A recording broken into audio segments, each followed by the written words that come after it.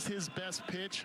When he's on top of his game, he's getting that soft contact, those rollovers in the infield. See the Sooner lineup, and of course Easton Carmichael had a home run against Nebraska in the first meeting, 2 for 4 with an RBI. This is a guy that's got a little bit of pop to him and has been really steady. But well, you talk about a problem on the base pass. That's the leadoff guy, Jason Walk, who takes a swing and a miss on strike 1. Been very impressed with Jason Walk. He hasn't had the numbers, eye-popping numbers in this regional, but he's gotten some really quality swings, has hit the ball hard, just found some leather in the field. But as you mentioned, if he gets on base, he is definitely a threat. 1 for 3, scored a run against Nebraska on Friday, and he's going to beat out one here to start the ball game for the Sooners. It went right back to the mound and then popped out of the mid of Walsh. It's an error on the pitcher that puts Jason Walk aboard. And this is why you hustle out of the batter's box. You never take anything for granted. This is exactly what Walsh would have liked. The ball right back at him. As you mentioned, went right in his glove. And with that top spin, it must have just spun right out and couldn't get to it quick enough to get Walk at first base. And right to the money comes Carmichael. Pitch is up. Second team all SEC. 2 for 4 here against the Huskers on Friday night with an RBI. 15 home runs on the year now. Easton Carmichael, as we saw the numbers there, 4 for 9 in this regional. Really stepped up.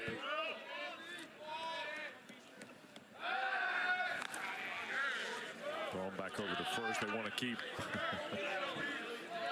Walk as close as they can, right? And Walsh has a very good move for a lefty, especially tall, rangy lefty. Another throw over. And you see Jason Walk at first base, continuing to check into the dugout, getting some cues from the coaches there.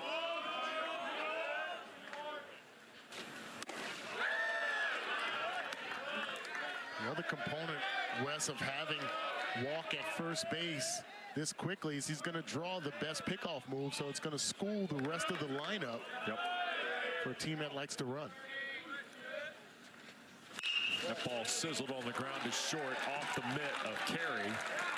So a sharply hit ball to short off the bat of Carmichael, and boy, Oklahoma is coming strong here right out of the gate.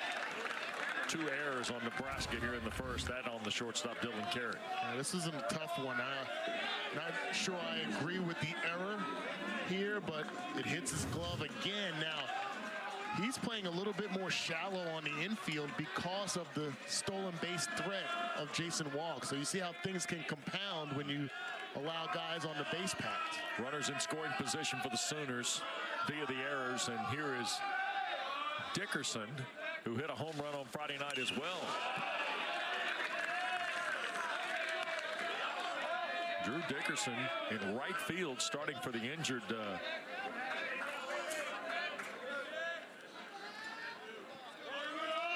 and hit the home run here. He's 2 for 3, 2 RBIs, a walk, and a strikeout on Friday night. He and Deshaun Harris have kind of gone back and forth in right field, but they are very, very high on this Lee Summit West kid from Lee Summit, Missouri.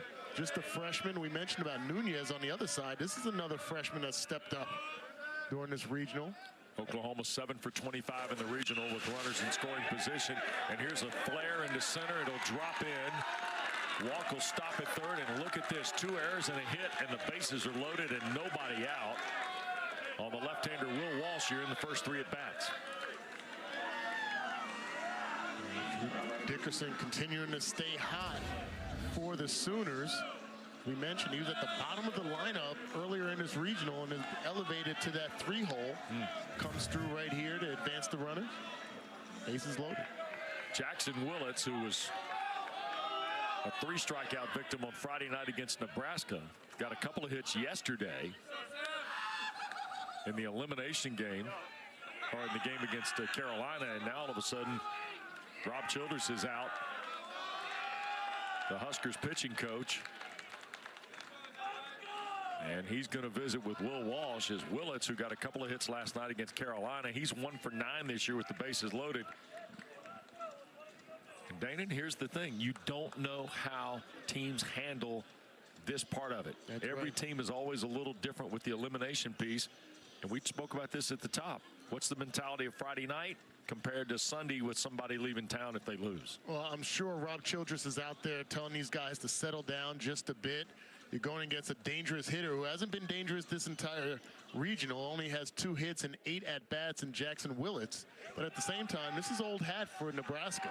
They've been down this road before. They've had to come from literally behind over the last 6 weeks of the season to even get to this point. And then in the Big Ten tournament, we mentioned that on opening night here. Yeah. A dropped fly ball away from, or a secured fly ball away from their season being over. So they are accustomed, they are battle tested, they are accustomed to these adverse situations. Willits, who made the all-tournament team in Hoover last week, stands in. And there's a strike. Joe Harris behind the plate, by the way, the umpire here this afternoon. Brian DeBrouwer is our crew chief at first. Derek Everett at second. Connor Hoagland is the third base umpire. On the ground, and it will get past the shortstop carry. 2 runs are going to score, and Oklahoma draws first blood here. Willits, who finally started to see the baseball a little better last night, drives in 2 with his first at bat today. This is not a bad pitch on the inside part of the plate. Looks like he misses his target. Caligso wanted that on the outside part of the plate, just gets right past carry. If he's able to get a glove on that, you save 1 run at least, but it gets out into the outfield and 2-run score. 2 hits, 2 runs, 2 errors, and nobody out. And here is Mudler back in the lineup here today. Was 2 for 4 on Friday night, and just an amazing story. Injured his shoulder in his first at bat. Left the playing field. Apparently, in our interview with Skip Johnson, we found out that the shoulder had popped out. Yes. They got it back in inside the 10-minute rule that we didn't know about, that we've now been told. And he later got a hit. Now. And it was his throwing arm as well. So he went back behind the plate, played the rest of the game, now has been relegated to the DH role to have his bat in the lineup. But that, when you talk about toughness, that's the epitome of it. The 2-1 on the ground and flagged down at third. Our first throw to second for the force play, and that's the first out of the inning. So they'll be at the corners with 1 out. Willits knocked down 3-6 for out number 1. This is an athletic play by Sanderson at first base. He has to go to his extreme right side as a lefty and then flip it to second base. No chance to get Mudler at first. But that could have easily gotten to the outfield and scored another run. So runners at the corners. And here is Christensen. Strike is called just inside 90 miles an hour from the left-hander Walsh. Sam from Mesa, Arizona, transferred from South Mountain Community College. Fouled away. No balls, 2 strikes. You see a 17-pitch effort so far for Walsh.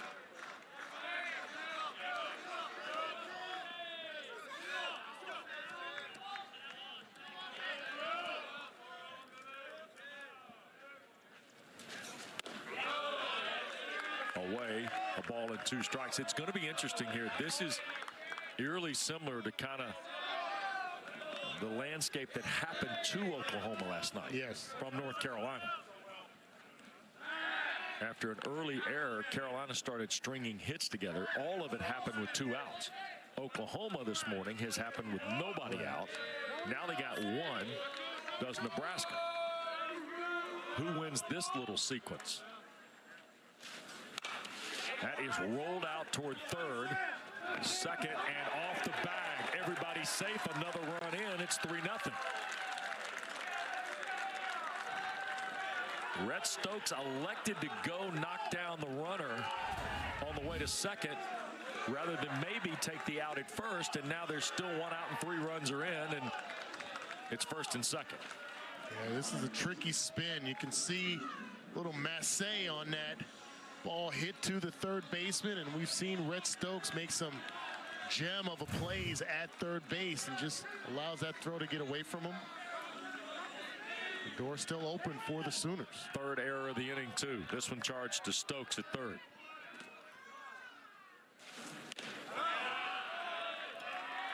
And now here's Kyle Branch. 7-hole hitter for Oklahoma in the first.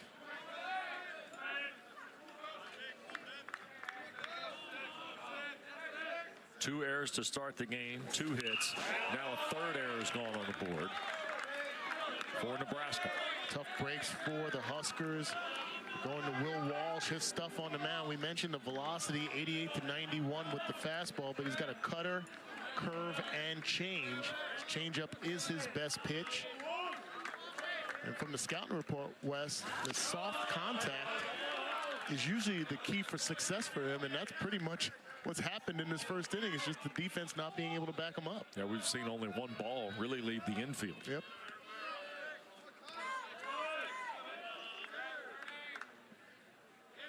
Here's the 1-2. There's a ground ball to second, flip to short for 1, on to first. There's the double play. So Branch is knocked down 4-6-3, and so is Oklahoma, but the damage is done. 3 runs, only on 2 hits. There were 3 errors. Keep an eye out for that, will you, Dana? Yes, I definitely am. Yeah, here's Cade Crossland, left-hander from Rockwall, Texas.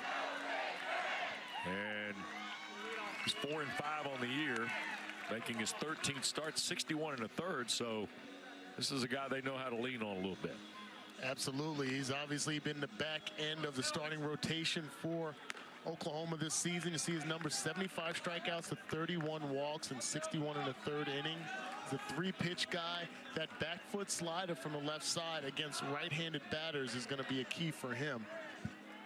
See the lineup for Nebraska, the bottom of the order against Holy Cross really was the story yesterday. Alixo hit a home run. Stokes, Butenbach, they were all terrific in the 4-1 win against the Crusaders. Here's Riley Silva to start for Nebraska. Slapped on the ground towards second, to his left. Branch, 1 away.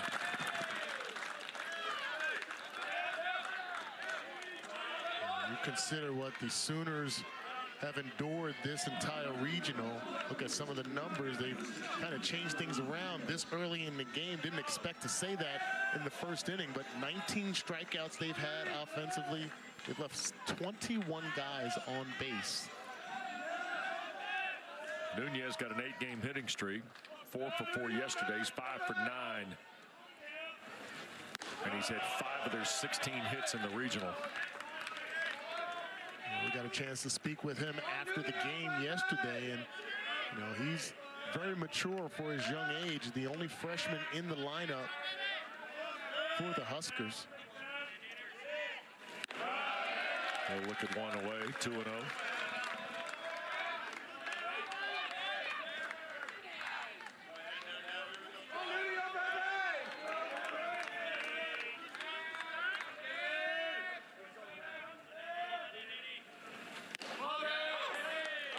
In for a strike.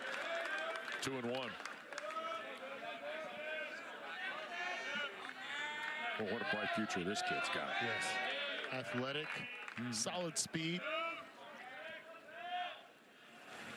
There's something to be said about being a freshman in a senior-laden lineup and being at that 2-hole position. Yep. And a designated hitter, so defensively, he's listed as an infielder.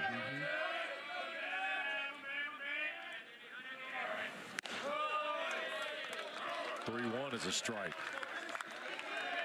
Not sure Nunez loved it. Crossland has really done a fine job hitting the outside corner. Makes it so difficult for lefties. Now you got to get into a mode of driving it to left field, which we've seen Nunez do. 3-2 slap foul.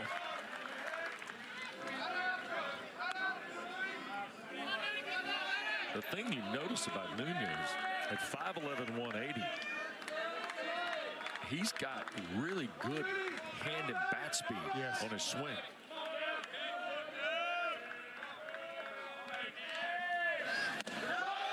That's ball 4. Full count walk to Nunez.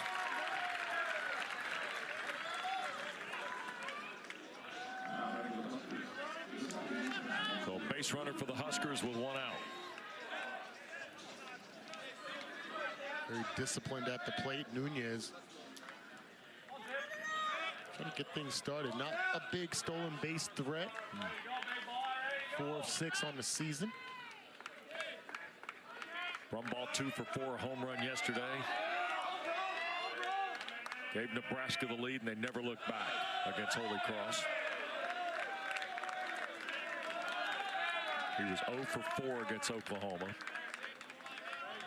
Huskers 5 for 30 with runners on in the regional, 1 for 15 against Oklahoma.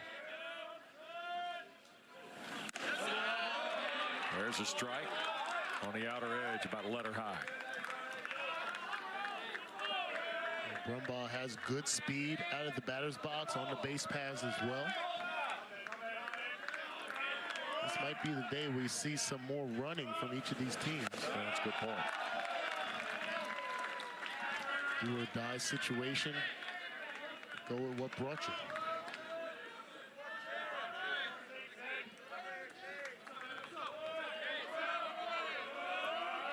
Two-1 it is now to Brumbaugh. Skied. Foul territory, first base side. It will reach about the 4th row of the grandstand here approximately. Here's Brumbaugh's homer yesterday. Just went down and took Wawoda to the ballpark on the left side. We've seen a lot of quality swings in this regional. That one being amongst the best right there. Good power, good speed. Nunez at first. Here's the 2-2 for Brumbaugh. Called, strike 3.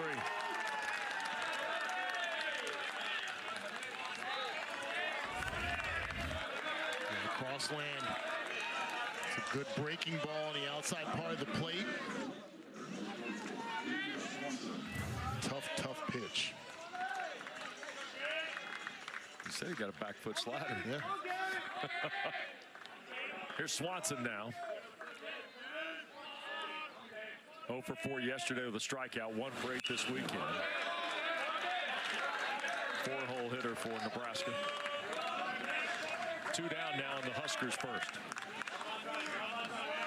It's about time for Swanson to step up right now. He's been solid, a postseason phenom for the Huskers over the last couple of seasons. Fastball strike. Just 1 hit in the regional so far. He's got to get hot. Came in 5 of his last 17. That included the Big Ten tournament in Omaha. A couple home runs there. Yep.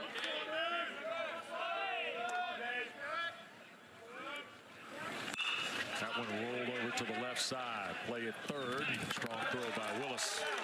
Will take care of Nebraska. No runs, no hits. 1 left on the walk. 3-0 Oklahoma on SEC Network. Well, a plagued defensive issue for Nebraska in the first today. Pretty much everything that could go wrong went wrong, and coming into this game, we had mentioned Will Walsh. He doesn't do soft contact, and everything that happened against the Huskers in that first inning was soft contact. They just couldn't make the plays. 3 errors, 3 unearned runs. We saw it last night, though. It was the 1 error early. And then from that point on, Carolina strung together the 4 hits in a row, and then the big home run from Sam Angelo. And all of a sudden, Nebraska's playing uphill all night long. And this is what happened. We saw on that graphic. It's what happened to the Sooners as well. They had 1 error in the first inning, and next thing you know, 6 unearned runs sprout from that. Hard to recover. Self-inflicted wounds. Yep, percentages aren't good. Here's Gamble. Takes one inside. 2 balls, 2 strikes to Trey Gamble.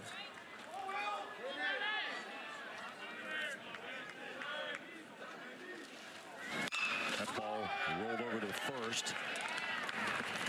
And Sanderson going to run step on the bag for out number 1. That'll bring Willis to the table.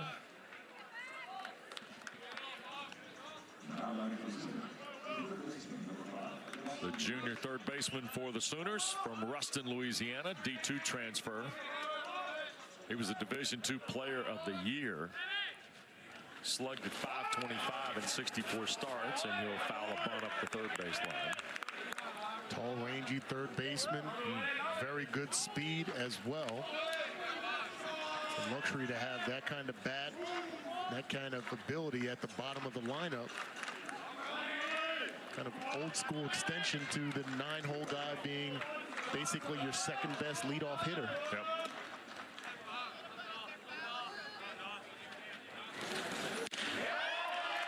Strike delivered that time from Walsh. Willis comes from a really athletic family. Dad played football at Louisiana Tech. Mom ran track in Ruston. That's off the plate, 1 and 2. He had an older brother who just finished a baseball career at Louisiana. Hit .279 a year ago. They advanced to the NCAA regionals. Swing and a miss there. Strikeout of Willis. Fantastic looking breaking ball out number 2. We mentioned about the back foot slider for Crossland, but Will Walsh, that's the toughest pitch from a left-handed pitcher to a right-handed batter. The righties have to make that adjustment. First strikeout for Walsh. And here is Walk, who reached on the air to start the game and then scored on the RBI from Willis.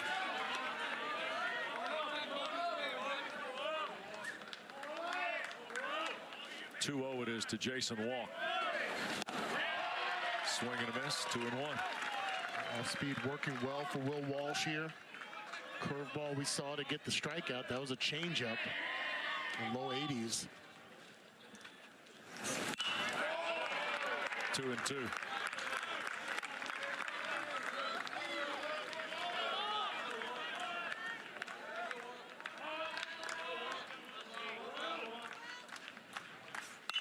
On the ground at third, Stokes gloves and throws, and that takes care.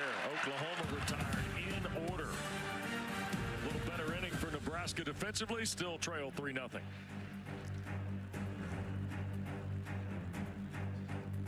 Second, Nebraska stepping to the plate. Don't forget, of course, the College World Series returns to Omaha on the men's side Friday, June 13th. 2 o'clock Eastern time. It's premiere on the ESPN family of networks. For more information on the Men's College World Series, go to NCAA.com, the official online home for all 90 NCAA championships.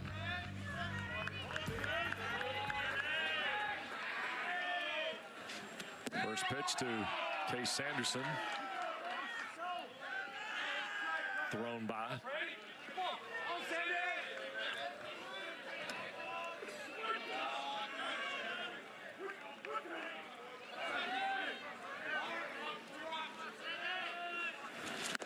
Swing and a miss to Sanderson. Case Sanderson, we've seen his athleticism at first base. Part of a very versatile group in the lineup for the Huskers. Guys that have moved around the lineup. Sanderson batting in the 5-hole here. He's been a leadoff during the season.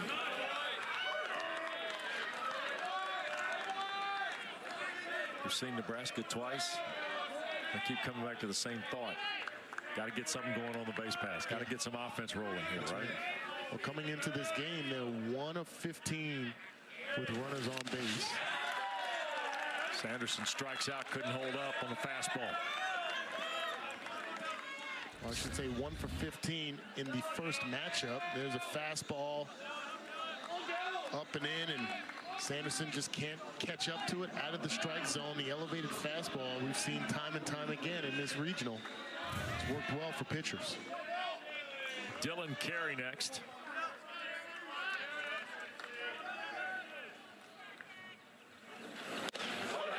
There's a strike. As I was mentioning, Wes, the woes of the Huskers against this same Sooner team.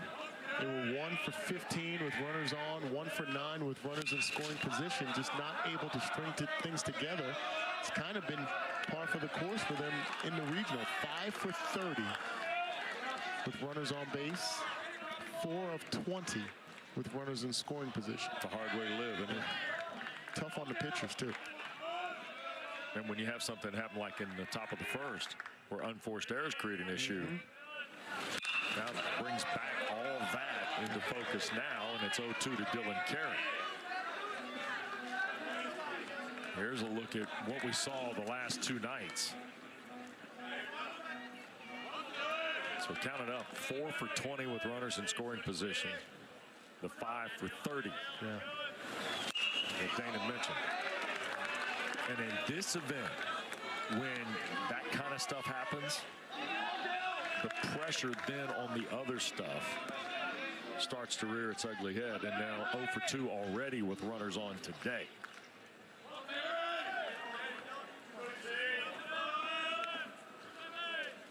Meanwhile, Crossland just reaching back, and he's got another strikeout. Nice play from behind the plate by Carmichael down to first for Christensen. Put out goes 2 to 3. Third strikeout in the last 4 at-bats for Crossland. What we've noticed also, part of the success of Crossland is he is not intent on throwing a strike for the final strike, if that makes sense. He's been out of the zone, but it's still so appetizing to the Huskers batters that they're going after it. One out of the zone to Sanderson, and that one down in the dirt to Carey. And when you have opposing batters that are that eager to swing the bats, you don't have to put it on a plate for them. Yep. Butenbach was the guy that kind of created the offensive momentum on Friday night. He had a triple that got Nebraska in the game. He was 1 for 3 yesterday. He struck out 3 times in his 2 for 7 effort here so far in Chapel Hill. Ball and a strike to him. Off the plate. 2-1. A couple of calls there, maybe zone tightening right there, but you still see Crossland keeping his composure. Seen on multiple occasions in this regional, pitchers having to take some breaths and walk around the mound. Can get a little intense out there. Yep.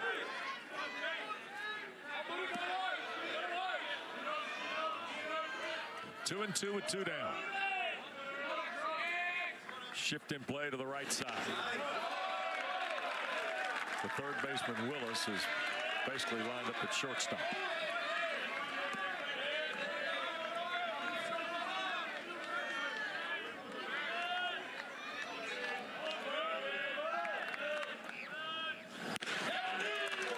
Called strike 3.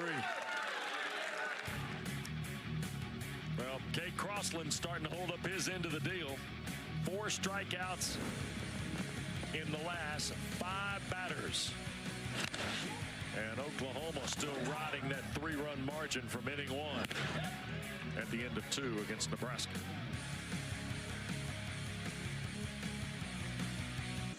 Oklahoma 3, Nebraska nothing. Elimination game on this Sunday in Chapel Hill. 2, 3, and 4 for the Sooners here in the third, and Carmichael puts a charge in 1 to left, and it's gone.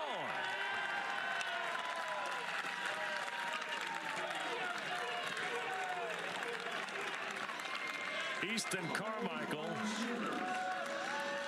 with another home run in the regional.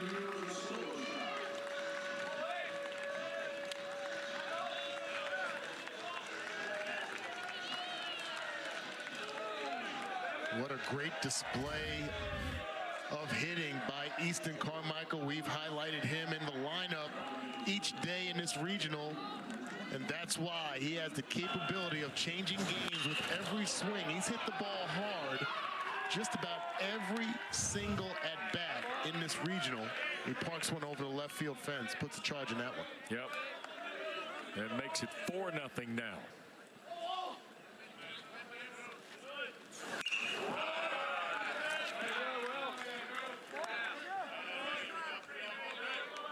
Oh, and 2 it is now to Dickerson, who singled and scored back in that first. It was aided by the 3 Nebraska errors. That ball laced in the left. Big hop in it as it greets Swanson. Freshman Dickerson staying hot. You don't have to get ready if you stay ready. And Drew Dickerson has shown that as the youngster in this lineup. And there goes a fire alarm in the Nebraska bullpen.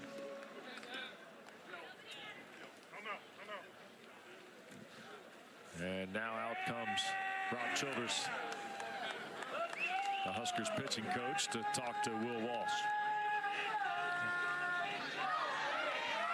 And while Childress visits his pitcher, quick reminder to you that you don't have to miss a minute of the action from the regionals today. We'll take you to the best live action on Squeeze Play on the ESPN app. You can see every game, every big moment on the road to the Men's College World Series, only on the ESPN networks. Just scan the QR code now, and you can watch it on a second screen while Dana and I guide you through the rest of the afternoon with the Sooners and Huskers here on SEC Network. In fact, there are other games underway already at 4 other venues this morning. They're underway in Clemson, they're underway in Knoxville, they're underway in Tallahassee, and in Athens.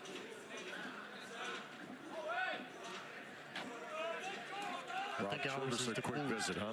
I think ours is the coolest of that list. Ours is the coolest. Yeah. Is that right? Okay. Just thinking about it. I can tell you this, all of them, including ours, have enjoyed some degree of precipitation, altering the schedule, though. That ball toward the gap in left center again. This off the bat of Willits. It'll get out and get to the track. And around third's going to come Dickerson, and he will score to make it 5-0 Oklahoma. Jackson Willits has another RBI and another hit. And his ball is hit hard in the left center field gap.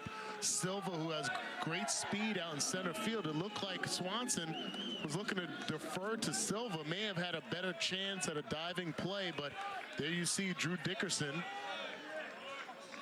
had to wait, just hesitate around second base in case that ball got caught. Was able to turn on the Jets and get home for the 5th run of the game. 5 hits, 5 runs now for Oklahoma. Scott Mudler steps in, reached on a fielder's choice in the first.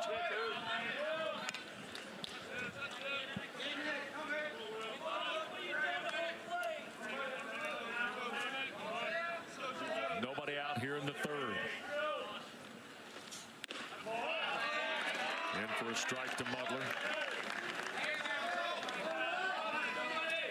Tucker Timmerman, who was a potential starter in the mixed discussion for today for Will Bolt in the bullpen for Nebraska. It was either going to be Walsh, who's started the ball game, or Timmerman was the thinking among folks covering the Huskers.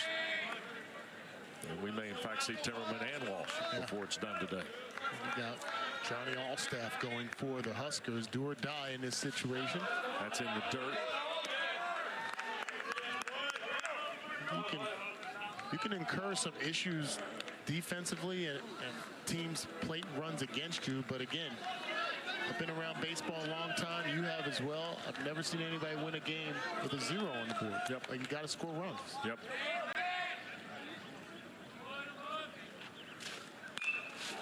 And pulled foul, kind of a reach out. Mudler got the bat around just to keep the bat alive on a 1-2 count. But when the stakes are what they are, it's hard to overcome what happened in the first. That ball toward the gap in left too. And this will easily score Willits. He'll stride around. It's a double for Mudler. RBI for Scott Mudler.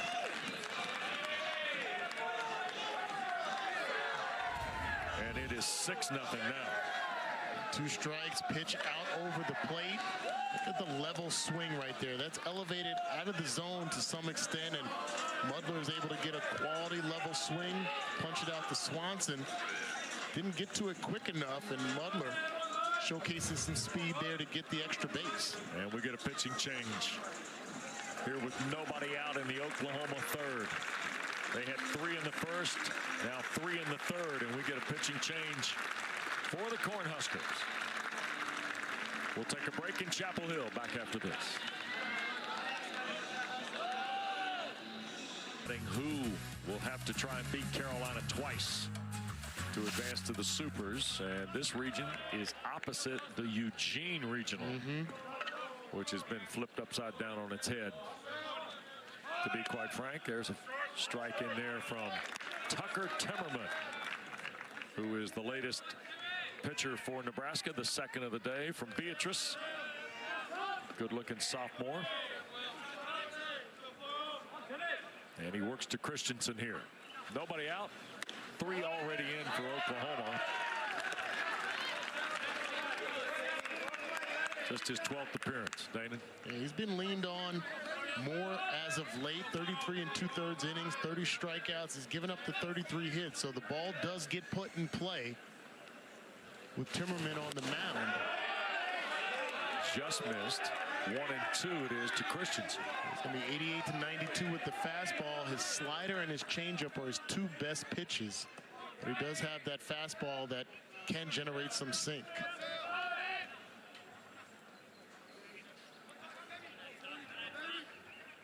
Runner out at second, Mudler, and that's low. 2-2. By the way, the Oklahoma attack, they've had 3 extra base hits this inning, which gives them now 7 in the regional. 4 doubles, 3 home runs. Sadly, no triples. The other part about this is Nebraska's only plated 8 runs in 2 regional games. They had the 4 yesterday against Holy Cross, and then after trailing on Friday night against Oklahoma, scored 4. Yep. 3 of them on the triple by Bugle. I'm looking at some of my notes here from after that first game. Yeah. And they only had 2 1-2-3 innings. And you would think that that would in itself generate runs. But they just kind of shot themselves in the foot with runners on and runners in scoring position, as we mentioned last inning. Yep. And they had bases loaded against the same Oklahoma Sooners team in the first inning and could not generate anything from that. So just missed opportunities. Friday night. Yep. Sure did. That ball to left center. Silva on a long run and cannot get there. It'll bounce high off the wall. Mudler will come around to make it 7-0, and there's a triple. Sam Christensen drives in another run. That's 4 in the third after 3 in the first. And Oklahoma in a big way. Just a breaking ball that gets too much of the plate, and Christensen continuing to stay hot after coming into the game yesterday as a pinch hitter late. Drives it past the speedy center fielder, Silva. Turns on the Jets for a triple. I think we haven't seen very many triples in this region. Budenbach in Nebraska. Gallagher at Carolina.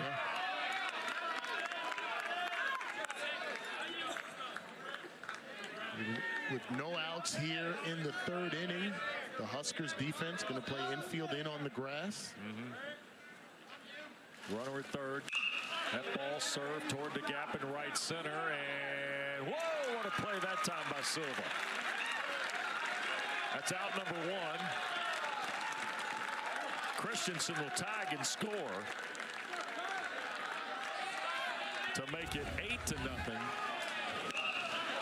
Tremendous defensive effort by Riley Silva. Riley Silva showing off that speed. He finally catches up to 1, but You talk about getting your steps in, getting your cardio in just in this third inning. He's had to go left center to right center now. In the first inning as well, he's had to chase down a lot of balls hit deep in this park. Brancher get credit for the RBI. Out number one. Here's Gamble, who bounced to first in the second. Nebraska's got more activity in the bullpen. That ball is laced to right field. It'll drop in front of Butenbach. And the beat goes on for the Sooners. It's amazing how positivity is contagious in a dugout. Doesn't matter what sport. On the bench in football, baseball, basketball, doesn't matter. Things start going well. It seems like everybody catches on. Drew Christo has moved to the Nebraska bullpen. And now with 1 out and 1 on at first, Gamble. Here's Willis, who struck out an inning ago in a 1-2-3 inning that's long been forgotten now by Oklahoma.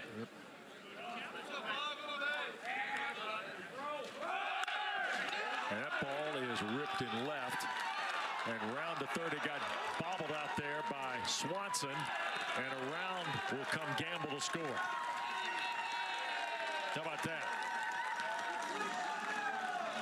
Likely to be the fourth error, and it is on the left fielder, Swanson. Another hard hit ball here by Gamble. He tries to deke the runner by flashing the glove to make it seem like he was going to catch it in the air and maybe possibly double up the runner at first base.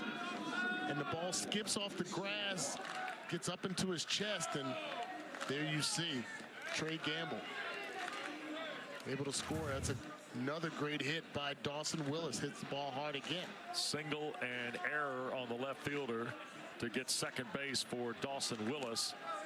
And Timmerman and Rob Childress visiting here as Christo is going to come in the ball game. So Tucker Timmerman, who replaced Will Walsh,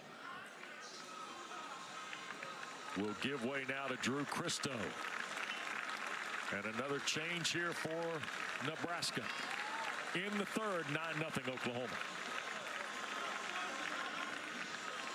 For the Huskers this season, 49 strikeouts and 47 2/3 innings. Works quickly. 93 to 95 with his fastball, cutter, and sinker. And Jason Walk becomes the 9th batter of the frame for Oklahoma. 6 already in here in the third. And a 9-0 margin for Skip Johnson's team. And Christo runs it in there at 92 for strike one. Sam Angelo, a couple of home runs last night. Getting the hydration portion of the program taken care of, Dana. The pride of Central or South Jersey right there. All you Jersey guys. Yes, sir. Get one guy from the Garden State in the get one guy in the house. Next thing you know, we're calling out zip codes. We got the best pizza up north, so that's what matters. Last night when we talked to him, I felt confident there was going to be some Bayonne reference, and I got nothing. Well, who knows? He may have a big day again today. That's right. May have to chat with him. Christo fires it in at 92. 3 balls and a strike now to Walk. A lot to like about where Jason Walk is. The way he handles the glove in the outfield, the way he handles the bat. Switch hitter with power. That's ball 4. So the 9th batter of the inning is a walk, pardon the pun, to Jason Walk.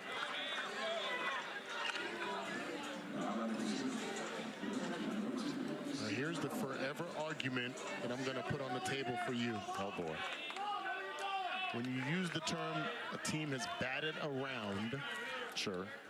is that all 9 guys getting up, or is it when the 9th guy is up, if that makes sense? Well, they batted around now. Yeah, they have definitely. This is the bat around guy. This is the bat around guy. For me, it is. Carmichael started this problem for Nebraska with a home run. And the Sooners have not let up. And here's the one thing that comes to really the forefront about this.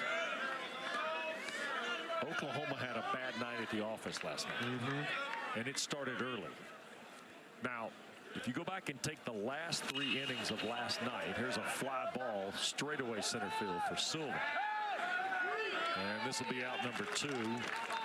Willis thought about the tag in advance and did not. But the Oklahoma we saw in the last 3 innings last night, there's been some carryover to today. They started to kind of find themselves a little bit offensively, I thought, in those last 3 frames. And you know what's very interesting is that exactly what happened with Nebraska. Like, there was the question when we left the air on Friday and left the air last night with how late the games went. And then the quick turnaround at these 12 noon games, you and I were discussing, okay, are they going to be tired, lethargic? Are they not going to be able to generate the same kind of energy that they had to be able to get to that point? And evidently, us older guys, we need more rest than these college kids, right? We have to generate energy. They obviously bring it to the table. Yeah. 0-1 it is to Dickerson. In for a strike. 0-2 now. Willis is at second. Walk is at first. And 2 outs. But counted up, 6 runs are in. 9-0. Off the plate, 1-2.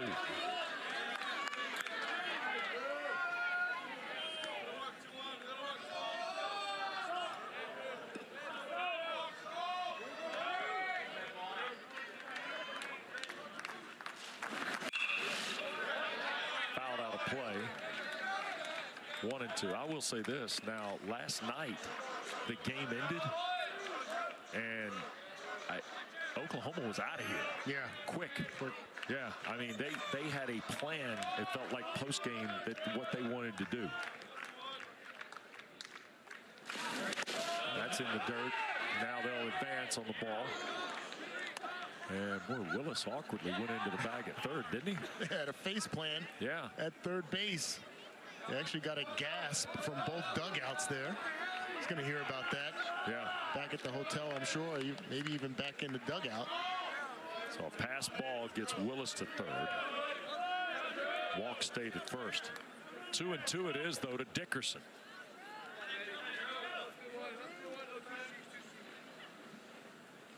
Runner at first goes. There'll be no throw down. And it's now full to Dickerson. Not a surprise to see Jason Walk want to get that free extra stolen base. Had the stats right there. Missed the opportunity when Willis went to third. Called strike 3. Dickerson done. But not before Oklahoma creates a ton of damage here in the third. 6 runs for the Sooners. Or stack them up, too. 7 hits. Oklahoma sends 11 to the plate.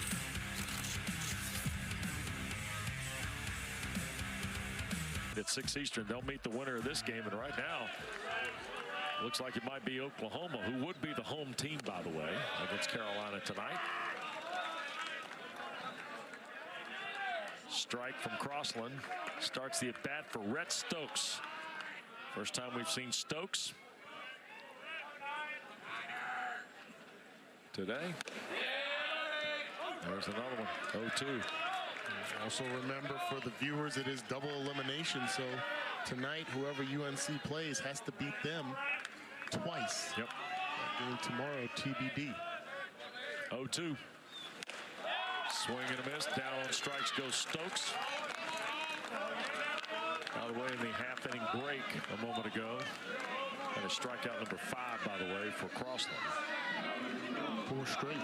Yeah, Will Bolt had a team meeting.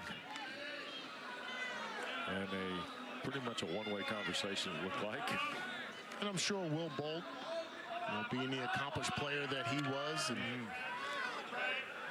trying to tap into the emotional side or the pride side, I guess you could say, being down 9-0. Is this the way you want to go out? Just leave everything out there? You guys relax, go out and have fun?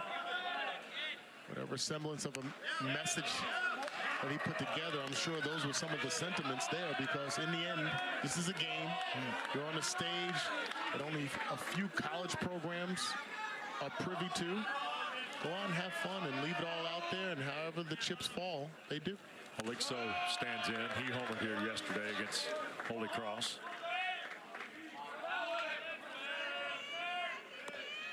Hogan is 1-2 now against Crossland. 38th pitch of the day for Cade Crossland. And that ball shot foul down the first base side. Oklahoma did not score 9 runs in their previous 15 games. Their last time with 9 or more runs was back on April 25th when they lost 10-9 to Georgia. The 1-2 off the plate, 2-2.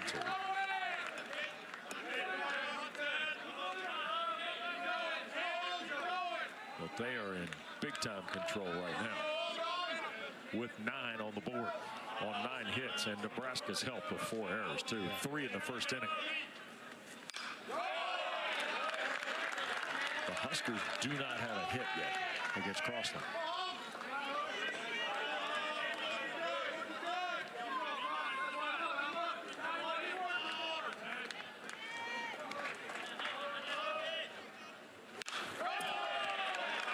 And Hogan's fighting for his life up there. Yeah. With the 1 out. That's what you want to see. You want to see guys that are going to battle. Just throw out the white flag. Just continue to fight. Catchers are the ones that are the toughest guys out there. Get some bottom of the lineup production here to get things going. 2-2 on the ground. There's the hit. And the Big Red faithful that are here finally have something to cheer about. 1 out single by the Huskers catcher here in the 3rd. Still a lot of baseball to be played here. Just going to chip away. You and I were talking, it hasn't been really a close game in this regional yet. We've seen crazy things. Yeah, 3 runs is as close as it's been. Yeah. Yesterday's Nebraska Holy Cross game. In for a strike from Crossland. He's got a terrific ratio on first pitch strikes here going. Seemingly everybody's been 0-1. 7 out of 10.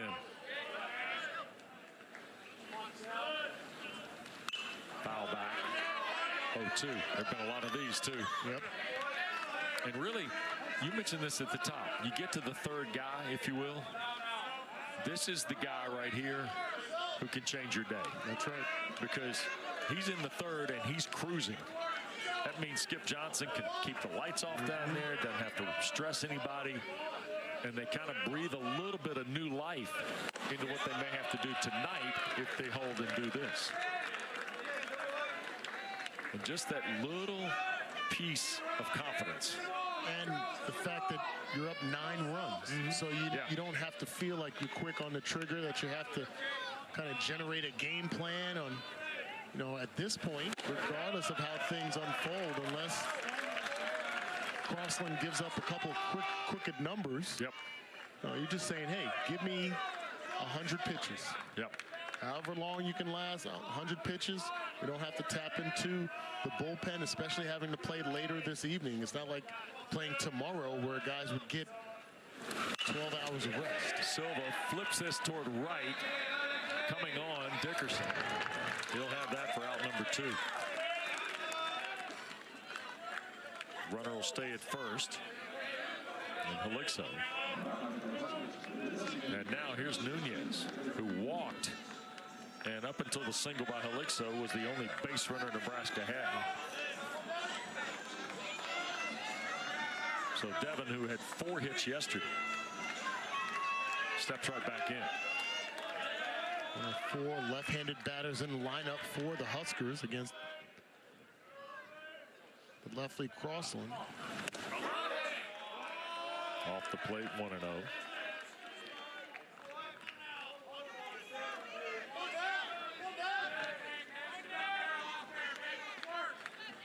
Brumball would love a crack. He's on deck. That ball skied again, going out. Is Branch coming in? Dickerson, he'll have it. And that will take care of the threat. A hit for the Huskers. Man was left, and it's still 9-0 Oklahoma, and the head coach of the Sooners next. Make some decisions in the bullpen. If you win today, you got to play tonight and then possibly again tomorrow.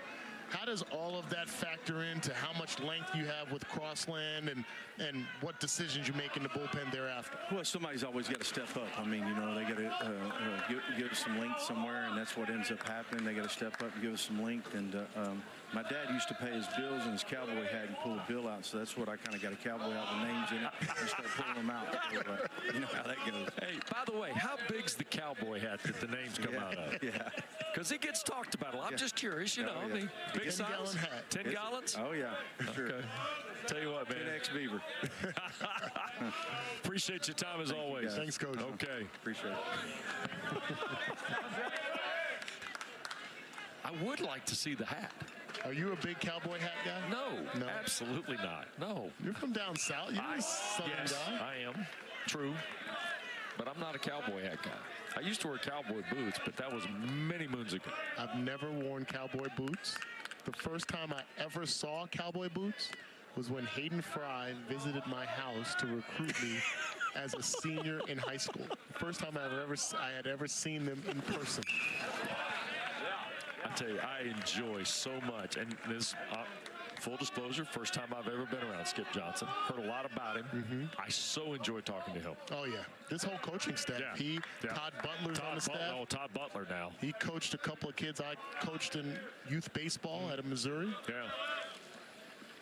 2-2, and Willits is back at work again, driving it right at Silva, who falls into the gap to pull it in for out number 1. Boy, Jackson Willits is starting to see it like a beach ball. Oklahoma had 9 hits in the last 4 innings against Carolina. They had 9 hits in the first 3 today. 18 in the last 7 innings of the regional that they've played. They've also scored 14 runs in the last 7 innings. They had 5 in the last 4 innings in Carolina, 9 today. I think it's interesting. Do you think that creates some concern? I mean, obviously, there's still a lot of baseball left. We don't want to brush away the Huskers and a possible comeback here, with all respect to them. But if things continue on this path, is that a concern for the Tar Heels coming in tonight? You'd have to think so. Sure. I mean, this is as much of a game of momentum as any other game that's played. That's true. I think the interesting part, and we'll go back to the secular part of this event, right? Not next week. That's 2 out of 3, and everybody kind of gets it. I think this event, there's always a team. There's a ball sharply hit. Boy, nice play. Brumball, terrific at second for out number 2 on Mudley. I think in this format, the double elimination, you get somebody who can find ways to build momentum in the event. 2 away. Boy, Brumball, nicely done. A lot of range at second base. We talked about his speed out of the batter's box, and it translates defensively as well.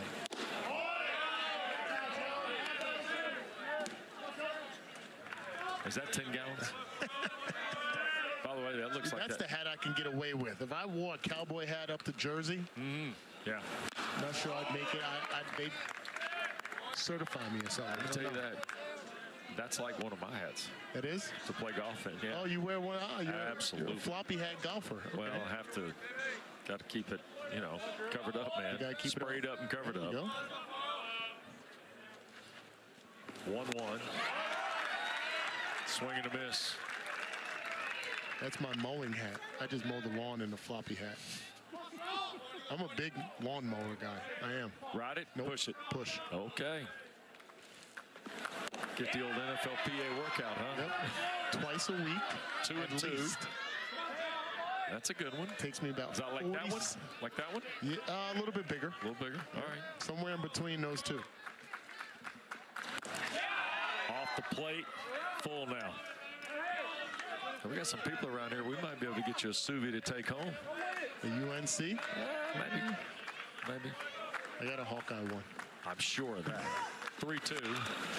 Roller at first. Oh, and my goodness, hit the bag and bounced away from Sanderson. Watch Christensen now. He'll get to second easily, and the bounce of the game keeps Nebraska from ending the half inning. I mean, this rides the line and then hits the bag. Well, this one already has some spin on it as it comes off the bat and then clips the bag, and really no chance for Sanderson. He had got a glove on it, but that's just such a tough break right there. Top spin in effect. Caroms off the bag, and another break for the Sooners. They're going to call it a double for Christensen. I agree. And now all of a sudden, here's Branch. Takes a strike.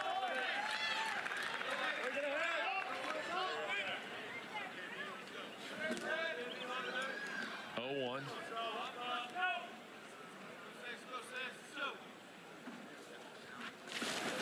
And back through the middle, and this will get Oklahoma its 10th run. Sam Christensen turns. He'll score standing 10-0 in favor of the Sooners. A 2-out double, and now an RBI single off the bat of Branch.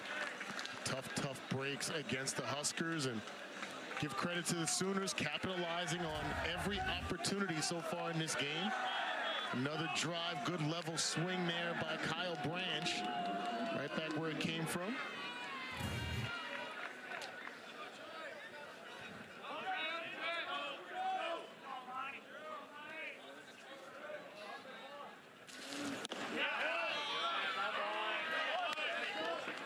Hey, what do you do?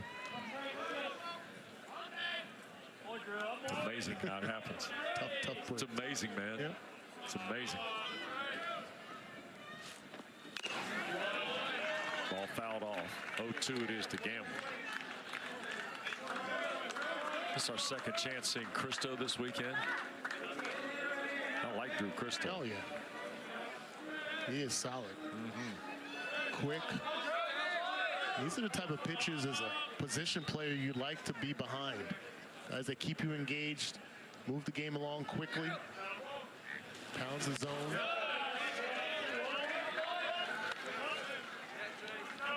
Oklahoma, you see the Friday night numbers and the numbers today against Nebraska. Inside. Also of note, they had 11 hits Friday night, 12 hits last night and lost, and they got 11 more today.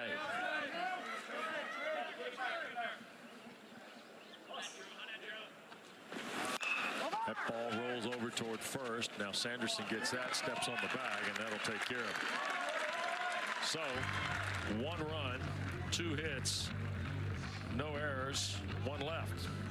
10-0 OU.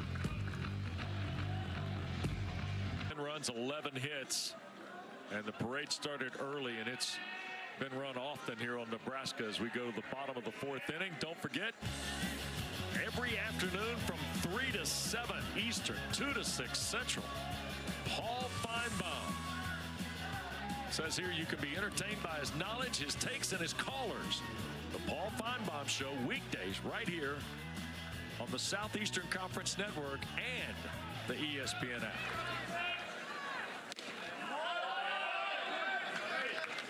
Paul was live in Destin, Florida last week. Oh, really? A litany of guests at the Southeastern Conference meetings. He's got a following for sure. Oh, no question. 10-0. Check swing fouled off by Brumbaugh.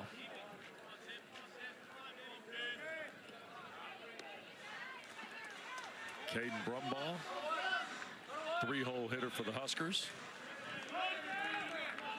who have a single hit.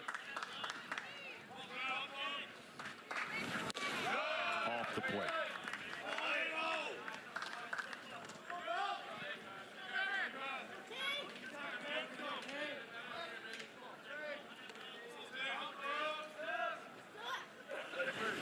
Here's the 2-1. Skied. Going out from short is Willits. And coming in from center, oh, you know who that is. Jason Walk. A little race. The batter and one away. Here's a look at where the tote board is through the elimination games of yesterday. The ACC and SEC have combined to go 30-14. Big Ten 5-3, Big 12 8-8. And these are conferences with 3 or more regional teams. 2 of those 3 losses, Oregon in the Big Ten. Yeah. Surprisingly. Yeah, the Ducks were 2 and done in Eugene. You know, though, Dana, it's funny. It seems to happen every year, doesn't it? That's right. And, I mean, you saw the Ducks last week. There didn't seem to be a lot of cracks in their armor, did they? No. I mean, they faced a hot Nebraska team. Right. That also went on to beat UCLA, number 16 seed. I mean, it's just one of those weekends, but I did not see that coming, that they would be 2 and done. The SEC and the ACC playing today. Kentucky leading Clemson 4-2 in the bottom of the 3rd. The SEC and Big 12 are also in action. Georgia's taking the lead on Oklahoma State. That's an elimination game. Uh-oh, look here. We found him.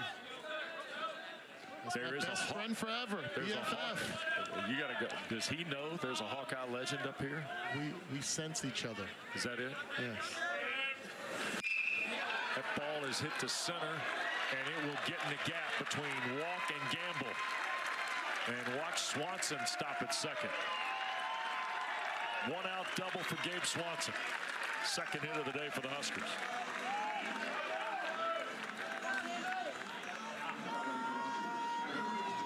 I'm sure that man is good to see that production there.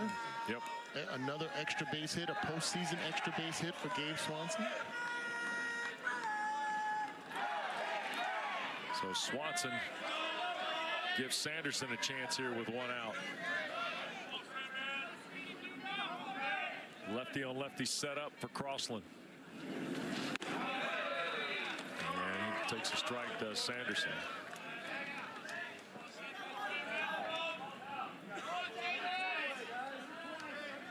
Somebody run down there and tell that guy that one of Iowa's great 2-sport stars is here. You talking about Tim Dwight? No, we're not. Oh. That ball's driven to center, and Walker's got it. There's 2 away. Bo Porter? No. No. Tell him a great Iowa broadcaster's here. And tell him it's not Gary Dolphin. It's not Gary Dolphin. You took the words right out of it. It's not Pody either. I'm going to come next year for the regional. I'm going to have my beard like that. How about that? No, don't do that. Don't do that? No, don't do that. Bandana? No? Now, that might work. 2 outs. 1 on. Skied toward the gap. And here comes Dickerson. The double off the bat of Swanson goes by the boards. 2 hits for the Huskers. They've left 3. Trail 10-0. Well, you look at the 3rd, and it's still the one that hangs out there. It was 3-0 after 1, and then Brumbaugh started the parade, or Carmichael started the parade with a home run, and the beat went on. Oklahoma hit for the cycle in the 3rd, Dana. Yeah, they have definitely gotten a lot of quality swings, and that production, that attitude is contagious in the dugout of the Sooners. Yep. And they batted around and hit for the cycle in the 3rd inning, and that's how you lead a ball game the way they do here in Chapel Hill. North Carolina waits the winner of this one tonight at 6 o'clock Eastern time. 5 extra base hits on the afternoon for the Sooners. Only in the 5th inning. Yeah, and Crossland's, by the way, thrown 60 pitches. Moving right along.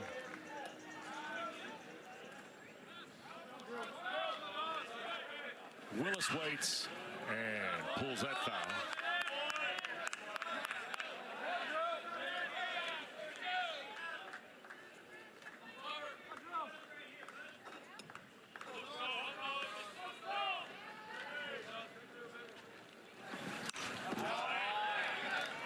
Cristo, third Nebraska pitcher of the day.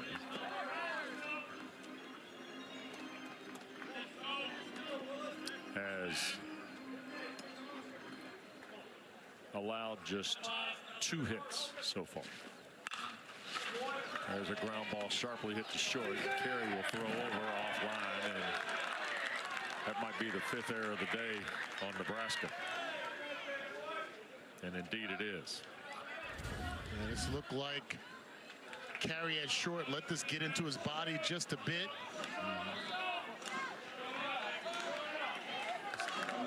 Just let the ball go. Down that first base line with the good speed of Willis. Yep.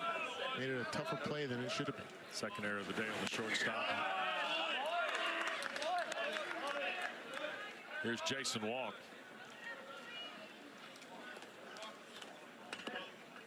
Last time he was aboard, walked in the 3rd. And a stolen base. Now going to golf one right at first. Sanderson step on the bag. 3 unassisted for out number 1. I think we're going to question as to whether that was a foul ball. First base umpire came back in. Ryan DeBrouwer. Yep, he's our crew chief. Yep. It did look foul to me, and Will Bolt is going to come out and discuss it. But as you can see from the replay, his body is in foul territory. I don't see any indication that that ball was in fair territory. So they're going to give Walk another crack at it. Yep. Remember last night we saw the play where the guy stayed in foul territory to make sure the ball was foul. Yeah, it was Red Stokes at third base. Yeah.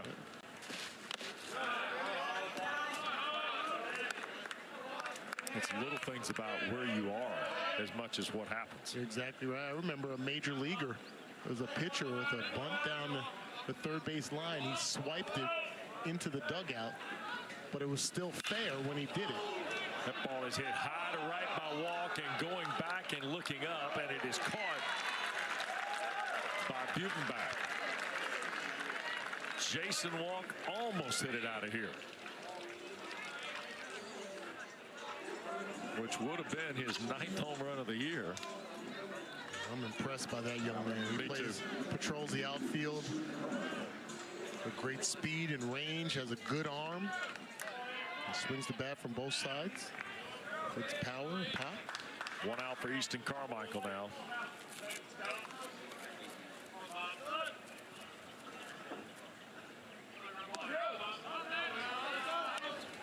He's been solid here, hasn't he? Ooh. Yeah.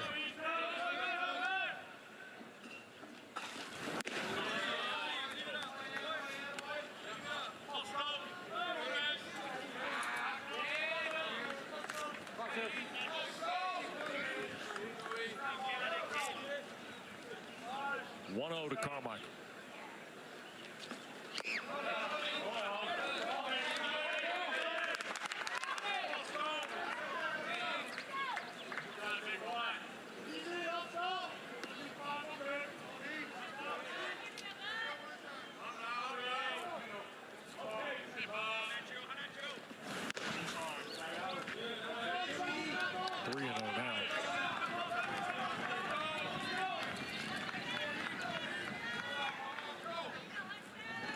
He has the 3-0 green light here. Yep. Might as well. Strike 1. The automatic.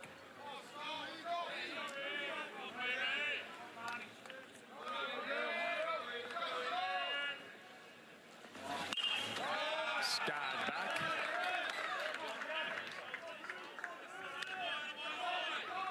3 balls and 2 strikes quickly now to Easton Carmichael. Carmichael has such a quick bat through the zone. Doesn't ever seem to be jammed. Keeps his hands inside the ball extremely well. There's a throw back over. Willis diving back to the bag.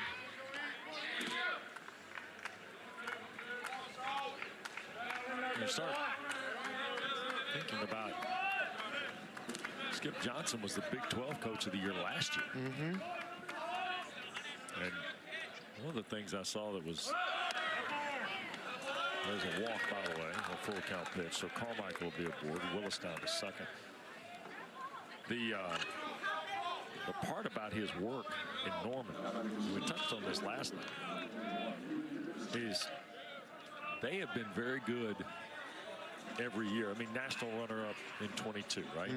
They went 15-9 in the Big 12. They won 45 games. Last year, they were 40-21 and 23-7 in the Big 12. Yeah. Now, in our talks with Todd Butler on Thursday, he's talking about how the neighborhood has changed. Yes, going to the SEC. Yes. Right. He said, but at the same time, and that's the part about last night that I think surprised us the most. They've been on the road at Ole Miss, been on the road at Georgia, been on the road at, some of these SEC venues. And last night in here was really good, and will be again tonight, I suspect. And that's when the unraveling occurred early last night. I think that's what surprised people. Yeah, I agree. Yeah. Definitely have to give credit to Oklahoma and Texas and how they burst on the scene in the SEC. Yep. I don't think anybody expected them to be at the level so quickly. The other part, though, that you think about is this is a place where, Oklahoma, everybody knows they've got terrific athletic support. They've got unbelievable leadership. In my opinion, Joe Castiglione's one of the top athletic administrators in the country and has been for years. He's at the forefront of all the issues that are in this current landscape of the game. So that's good. They've got outstanding coaching just about in every sport. We certainly see Patty Gasso doing a marvelous job with what they have in softball, right? The part that gets you is, like in their notes, it talks about the baseball project they're doing, things of that nature. The physical plant part has always been in play there. Yeah. Now that coming to this program, talking to Toby Rowland, the longtime voice of the Sooners earlier, the baseball pride they've had from the '94 national championship, which featured Damon Minor and the late Ryan Minor, who we lost last December to cancer, who's a terrific two-sport athlete, as you remember. It's that part about this. You see why they're a really good fit for the Southeastern Conference and where that is. And then you factor in the NIL and all the other stuff. that. That dynamic coming into play. You got to be forward thinking. Yep. There's a ground ball, a second, thrown on by Brumball. So another error for Oklahoma to benefit from, but could do nothing with it. Still lead 10-0. Has been very, very good. And as his coach would tell you, he's getting length as he's getting ready to start the 5th inning. And that part counts today for sure. Very efficient. 3-pitch mix, as we mentioned earlier, working well for him. 5 strikeouts on the afternoon. He had a string of 4 straight and just 60 pitches here in the bottom of the 5th. And here is Butenbach, whose first pitch swinging, ground ball sharply hit the branch and out number 1.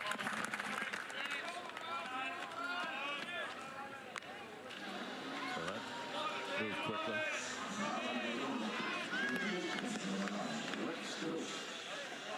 Here's Stokes now batting for a second time. There's nothing more a coach enjoys in a regional than seeing a guy grab the ball and go about 7 or 8 innings. Yep. There's a luxury to pitching with the lead, and it's easier said than done. Yep. But when someone is out there and recognizes the task at hand, like Crossland, makes it easy. I mean, you can tell by the tone and Not that we've ever seen Skip Johnson down, but you can tell from the tone of the interview that he's enjoying this as well. Yeah. Crossland has been 6 twice this year. March 29th at Alabama and May 3rd against Ole Miss. 4 1/3 so far. Stokes waits. 1 ball, 2 strikes.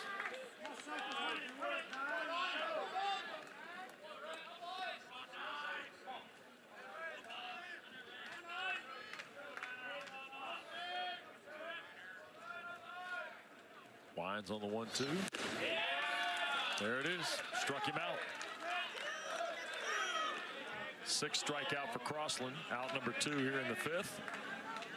Don't forget, full coverage of all 90 NCAA championships exist at ncaa.com.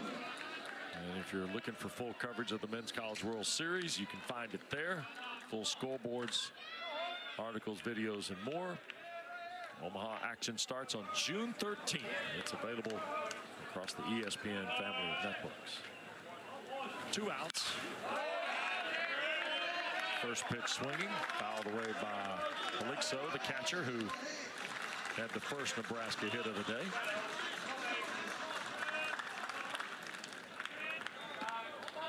.213 hitter on the year. Fastball up.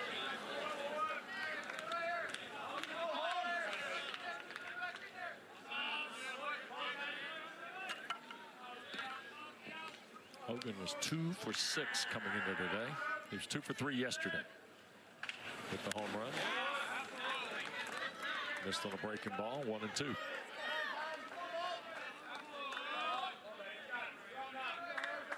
He's pushed his number up over 200. Came in under 200 here on Friday night. Yesterday, and the hit earlier today have carried him over. That ball out of play. I think if you're Will Bolt making up the lineup, you love what Hogan brings to the table in regards to being a backstop for you. That catcher position, anything offensively is just a bonus. Yep. Senior catcher. One of those guys from Elkhorn. By the way, I said something about Elkhorn North and Elkhorn South the other night. I've also received note there's an Elkhorn High School. So I want to get everybody covered. I don't want any trouble in Elkhorn.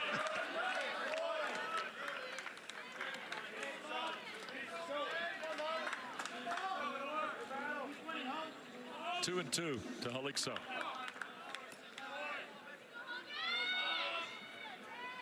Silva waits for a chance here in the Nebraska 5th. Foul back.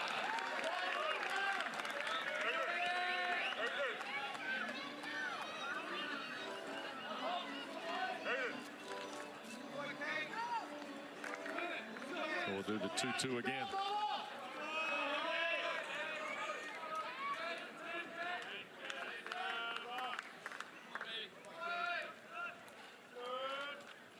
Two and 2. Full now. Dang, the first time we've seen Crossland kind of fight through here a little bit. He walked Devin Nunez in the first inning, and since then, steady around the plate. Struck him out. 1-2-3 5th for Crossland and the Sooners.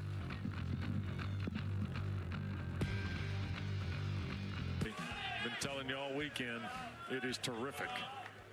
Such a marvelous job with that group. Nebraska's made a change in right field. Cale Frost, a senior from Gilbertsville, Iowa, and a transfer from South Dakota State, has come in to play right field to replace Butenbach. Here in the 6th, and there's a fly ball straightaway center field. Silva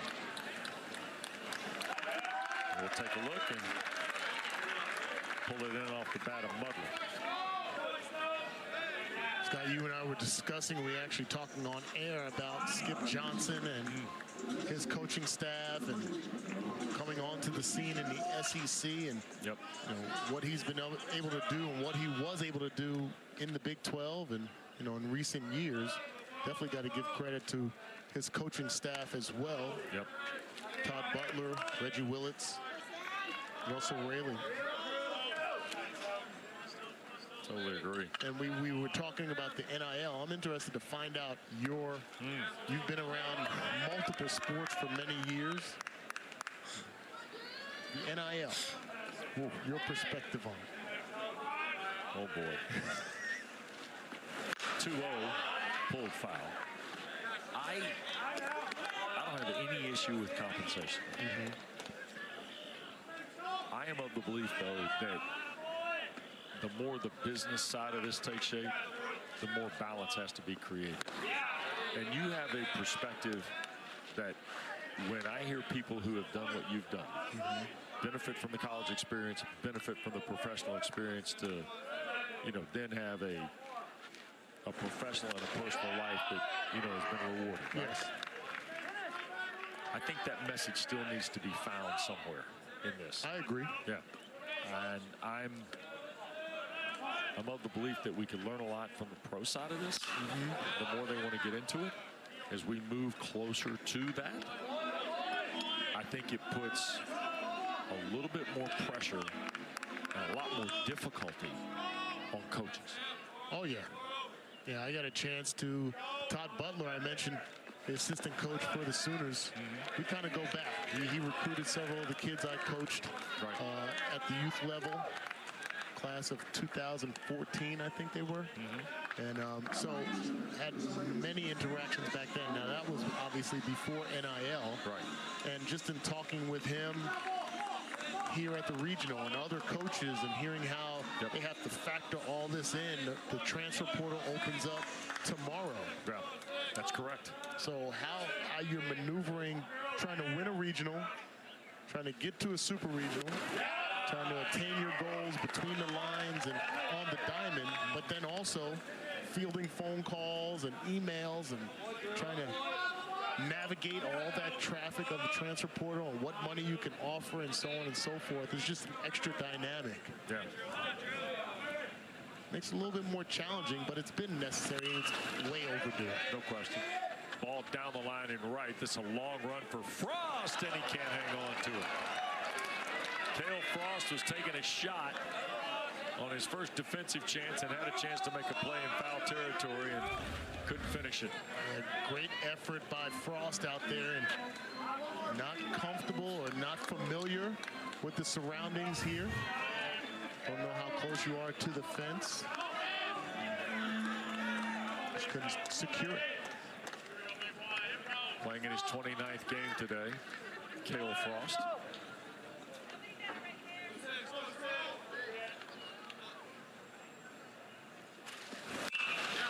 Foul back. Transfer from South Dakota State.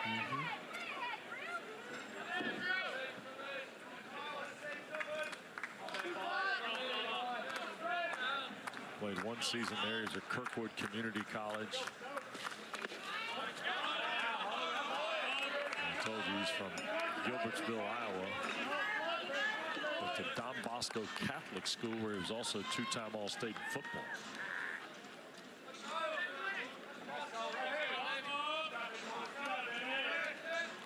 One ball, two strikes it is here to Branch. One out, runner at first is Christensen.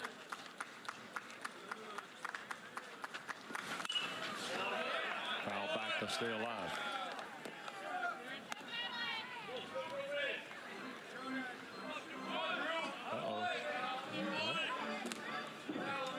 Mixing it up in the sunshine. How about that popcorn over there? Let's get some of that going, huh? I know, right? Yeah. It's a beautiful day here in Chapel Hill. Oh, boy. Breaking ball off the plate, 2-2. I will say the interesting part, I think most fans, they follow a school, they have loyalty to the school. The principal discussions around what we're talking about There's a ground ball. Is that going to get through? No. Nice backhand play. Carey doesn't have a throw, though. An infield hit deep in the hole off the bat of Branch. His second hit today. First and second now. Still one out in the Oklahoma 6th. Dane, I think the thing is people associate immediately the portal and NIL with football and basketball. But to your point, the arc in baseball, the arc in softball, the arc in soccer, take your other picks. Remember, the D1 arc is a little more staggered in football. Yeah. Staggered in basketball, right? On both the men's and women's side. In baseball, that arc's not nearly as bent. True.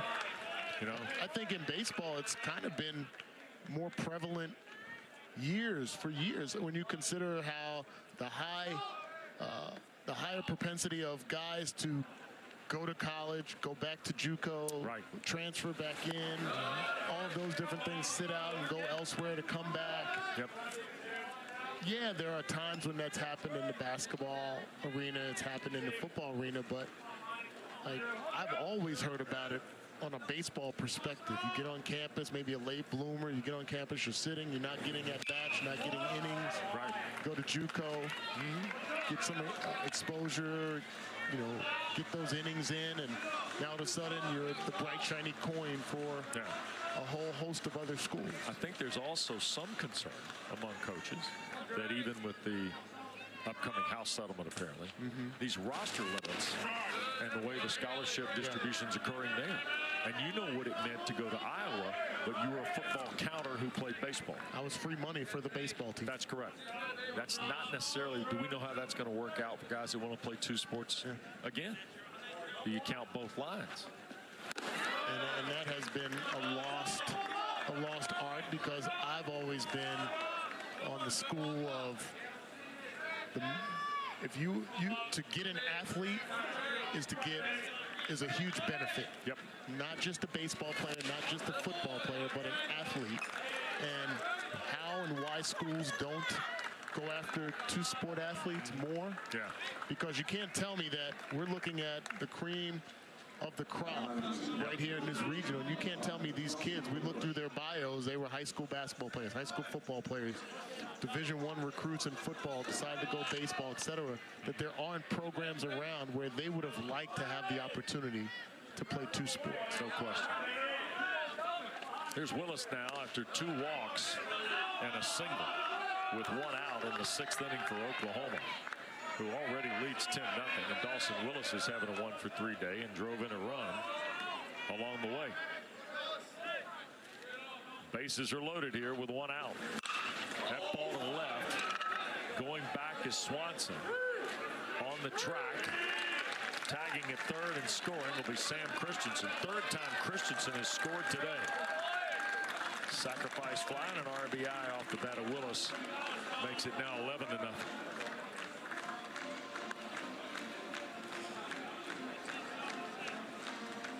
Also a nice job by Kyle Branch at second base, getting the third base on the tag to left field. Yep. And runners at the corners. And here's Deshaun Harris, who I thought was really good here last night. Finally going to get a crack. So Harris is going to bat for walk.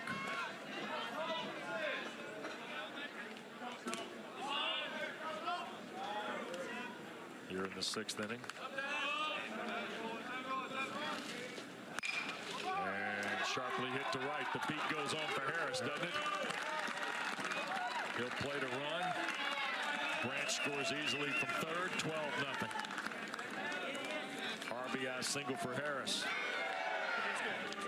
He's probably like, hey, coach, man, I was over there. I was good last night. I could have helped you earlier. Yeah. So 2 runs in now for Oklahoma, 12-0. Easton Carmichael coming to the plate. Get the home run B-roll going, fellas.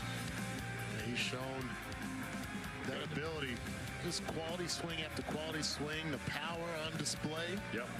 All that in the strike zone, he still can go down and get him. Pitching change coming here for Nebraska. Looks like Jathan Worthley is going to come in from Lincoln. Left-handed junior Drew Christo's day has come to a close. So before Carmichael bats, Rob Childress and another change for the Huskers. Fourth pitcher of the day for Nebraska coming in next.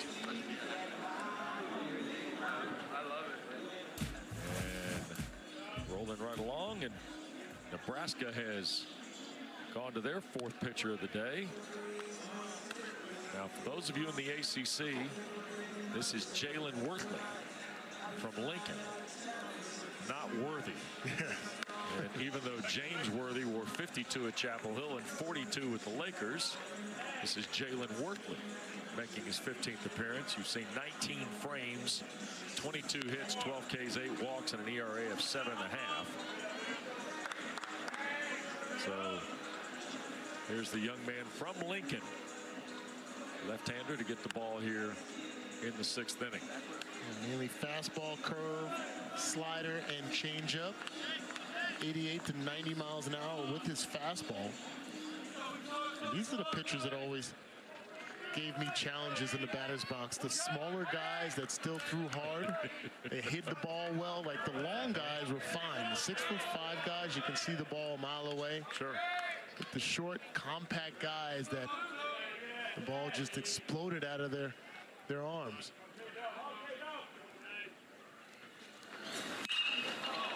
And that first one is off the bat of Carmichael, and it is gone. Easton Carmichael over the scoreboard. My goodness.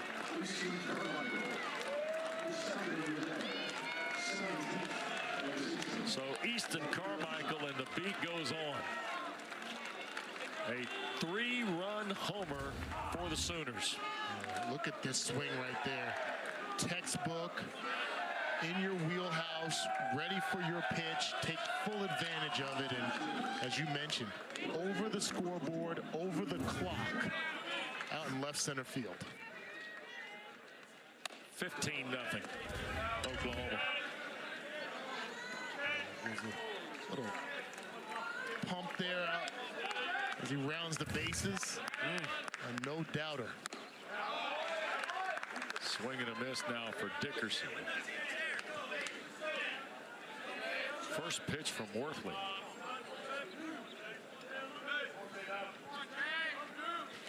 One ball, one strike, 2 down. Dickerson fouls it right back. 8th guy to bat in the inning for Oklahoma. They sent 12 to the plate in the 3rd.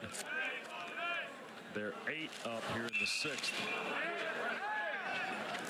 And they have thrown 3 innings of wiggly numbers. That ball caught in foul territory by Frost. And that'll retire Dickerson and the... Welcome back to Chapel Hill. Old coach one time told me, you give up a bunch of wiggly numbers, you're not going to win. Yeah. Ones, those are fines. But 3, 6, and 5, that kind of combination right there usually is trouble. It's been trouble today. 15 runs for Oklahoma on 14 hits. Nebraska did not help itself with 3 errors in the first inning. And the Cornhuskers go to the top of the card here in their half of the 6th with Riley Silva.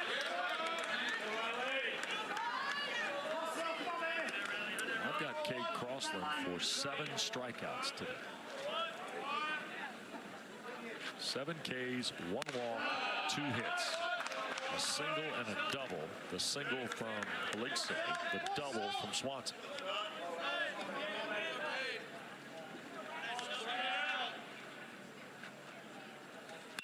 There's the 3rd hit.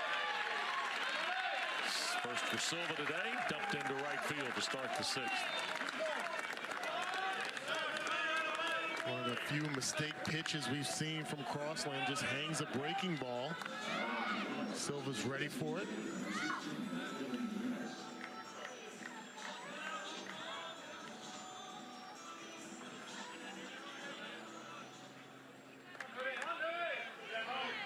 Now here's Nunez. With Silva at first. Low ball 1. Nebraska is 1 for 21.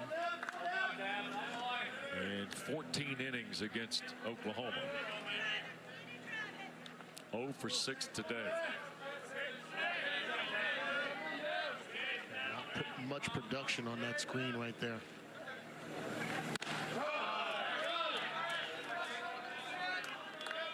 And when they start doing the reports, when these are over, that'll be in the punch list for Will Bolt.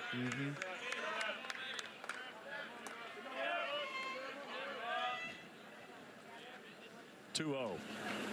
3-0 now.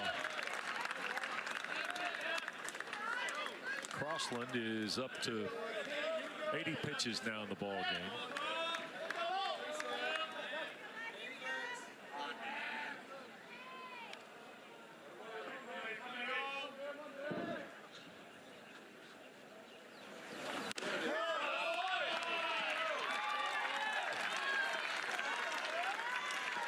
And Nunez draws the walk.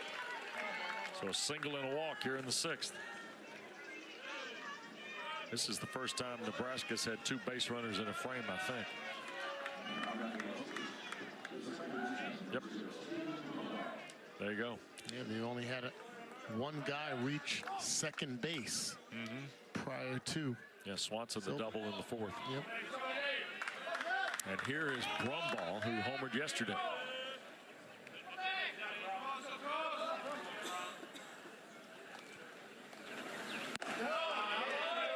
Pitch is low for ball 1.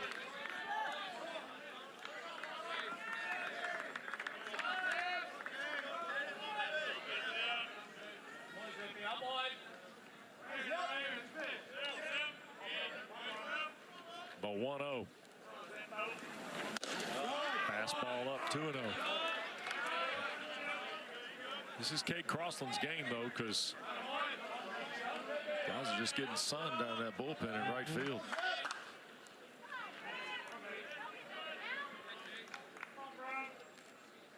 First and second for Nebraska. Towards center. The ball is caught in center field by Harris, who went in to replace Wall. For out number 1.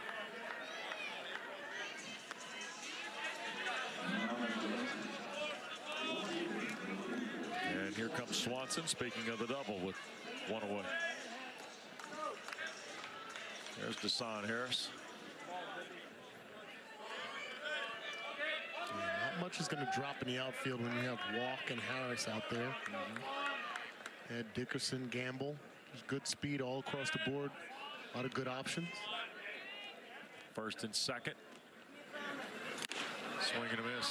Fastball at 91.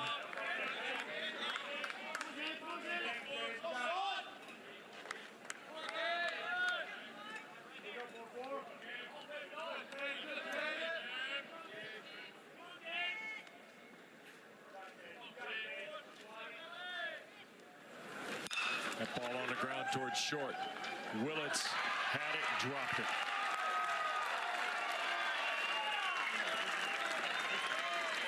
Swanson will be aboard. First error of the day on Oklahoma. It looked like Willits at shortstop is trying to get this transfer quickly to try to turn the double play. Speed of Silva, he recognizes that, just could not get the handle on it.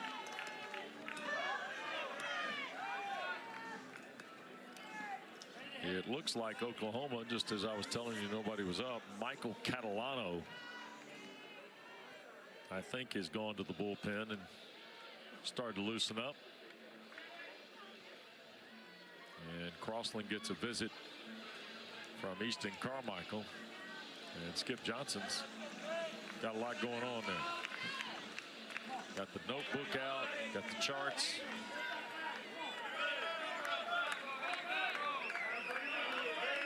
And it looks like Crossland's going to pitch to Sanderson. The lefty on lefty setup here. Low for ball 1. Bases loaded. Only 1 out here in the Nebraska 6th.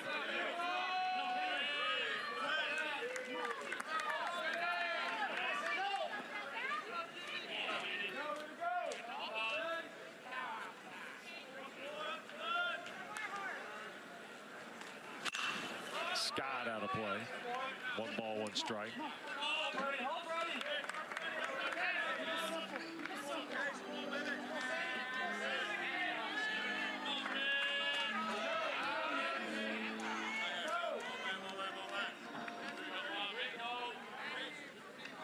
One ball, 1 strike.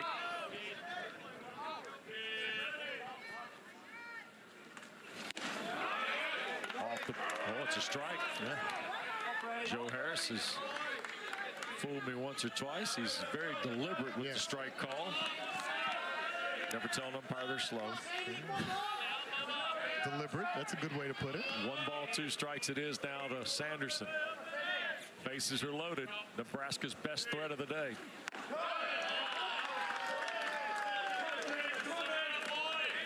Two balls, 2 strikes.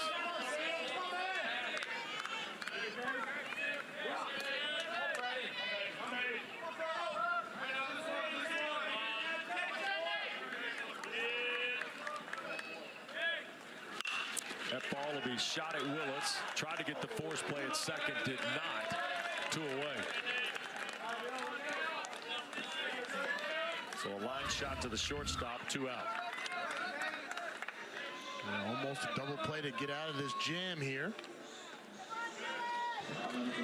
Pretty close.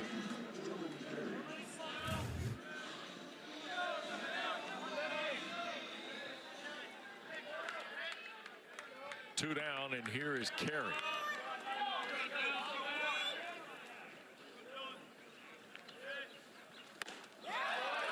Swing and a miss, 0-1.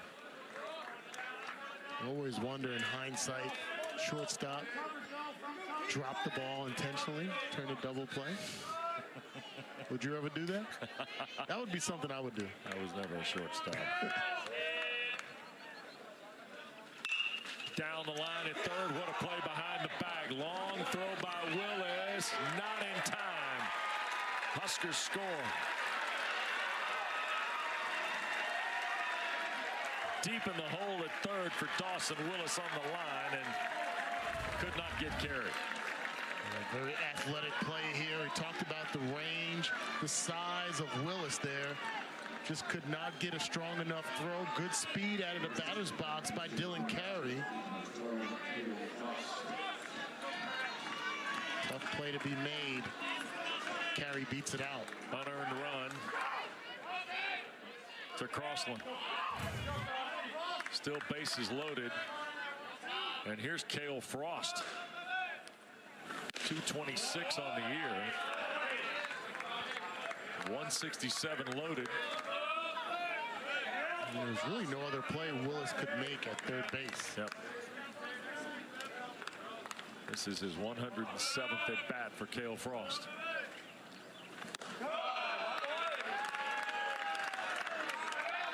Two balls and no strikes.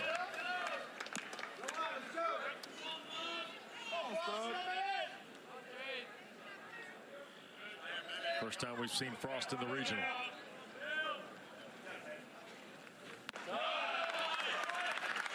Remember, Nebraska's dealing with Robbie Boland's injury. We've only seen him pinch hit on Friday night. Yep. Have not seen him defensively at all. He said the hamstring that he hurt in the Big Ten tournament last week, about 80%. 3-0. There's a strike. 3-1.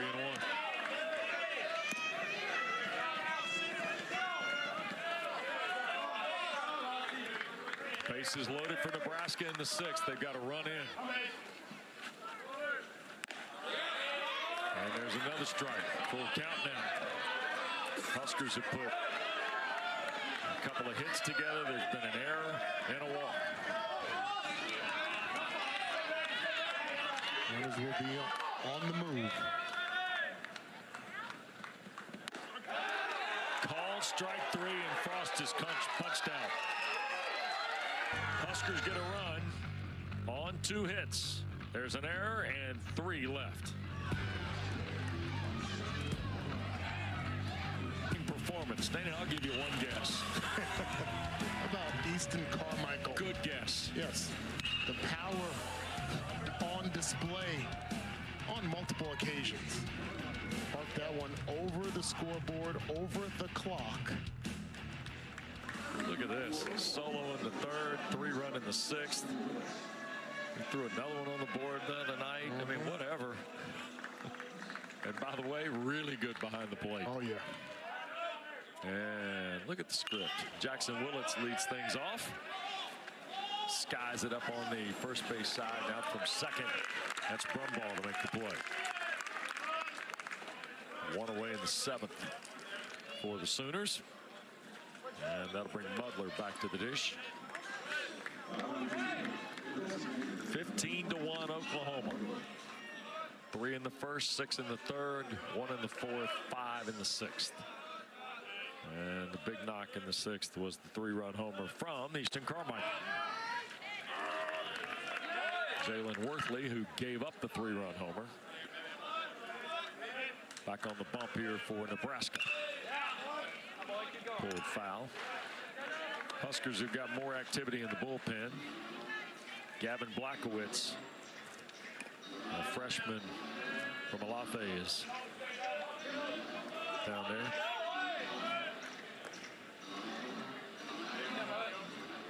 One of your Kansas folks. Since you're right there on the line. Yeah. Missouri. Close. Yeah. 1 ball, 2 strikes.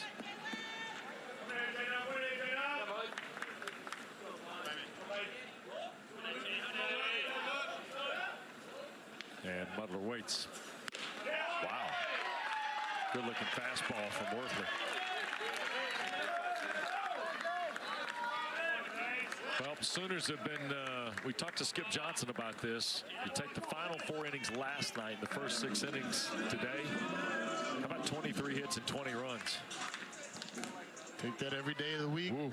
And hopefully twice on Sunday for them. Scott Forbes might be watching this down in the office, and that might have raised the eye a little bit. Thinking about where that might be tonight. Look at the hustle double by Christensen. I have Sam Christensen shown me a couple things Yes, here. he has. That's his 4th time on base and his 3rd hit today. All the hits are extra base hits too, Dana. A triple, 2 doubles.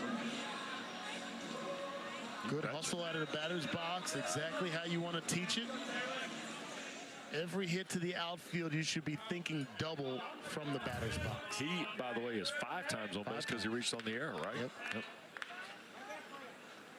2 down. Shot to third. Fielded by Stokes. And he will retire Branch. That'll get us to the timeout. Stretch time here in Chapel Hill. 15-1 Oklahoma. Here with the bottom of the 7th, Oklahoma 15, Nebraska 1. Thanks to our terrific crew today and all this week here in Chapel Hill. Matt Krause, our producer, Ryan Schmidt, our director. Got a ton of folks helping us. Been a pleasure to be with you all. We got the rest of this, and tonight for sure, Carolina will meet, it looks like at this point, Oklahoma for the 2nd time in as many days. Here's Stokes to lead it off in the 7th for the Huskers. Looking at scores here now. Mississippi State leads Northeastern. They're in the 7th at Tallahassee. That's an elimination game to play Florida State. Yeah. Tennessee waits on the winner of Wake Forest Cincinnati. Deacons lead 10-0 in the 8th at Venerable Lindsey Nelson Stadium. West Virginia waits on the winner of Clemson, Kentucky. Clemson is the 11th seed. Kentucky leads 13-3, and they're in the 5th. And Georgia, Oklahoma State is tied bottom 6 in Athens at Foley Field. There's a line shot off the bat of Stokes, handled by Willits, 1 away. Duke is the 2-0 team at Foley Field in Athens. And contrary to regular season, there are no run rules. That's right. In the regionals. So out number 1 off the bat of Rhett Stokes and Haligso. The catcher stands in. 1 for 2 with a single. First hit of the day for Oklahoma or Nebraska back in the third off of Crossland, who has done yeoman's work here today for Skip Johnson's pitching staff. Fly ball out number 2. So here's a little bit of a prompt for you. Here are the 2 O's, right? Louisville, UTSA, Murray State, Arizona, North Carolina. The ones you see: Louisville, UTSA, Duke, USC, Miami, Arizona, West Virginia, Murray State. They are not host. So what that does is it opens back up the bracket for some in terms of where they'll play next week. That's true. UTSA, big win over Texas. 2 out hit, by the way, for Silva. Second hit of the day for Riley Silva, who is from Ontario. That part I've always found fascinating.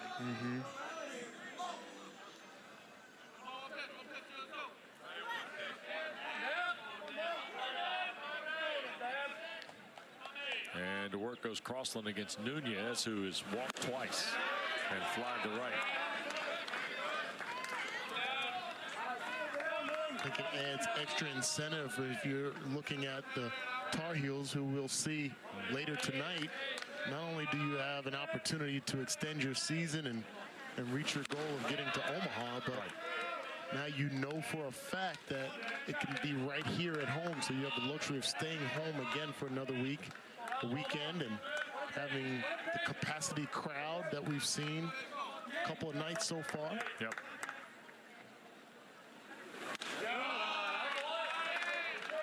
Inside to Nunez. Ball and 2 strikes. Carolina fans have been here throughout. Several of them have watched the other ball games. They'll be here tonight. These have been, and I'll say there's a called strike 3 on Nunez. All 4 schools. Holy Cross hasn't been to this event in 8 years, but they represented themselves very nicely when they were here in Nebraska and Oklahoma. And you knew that would happen. Back to Chapel Hill in a moment. Chapel Hill. Yeah.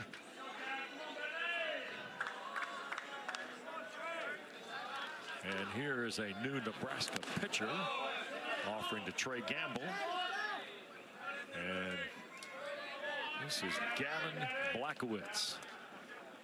6'3" freshman at just better than 200 pounds. Getting into the ball game. 17th appearance, 20 1/3 on the year, Damon. Yeah, freshman getting an opportunity here. Get some experience and maybe be a staple of the bullpen for the future. Got a defensive change as well for the Huskers. 2-1. 3-1 off the plate. And that's the change. And there's Tyler Stone, senior from Scottsdale, Arizona. Started his college career at Gonzaga, then to Iowa Western Community College. 2-2 foul back.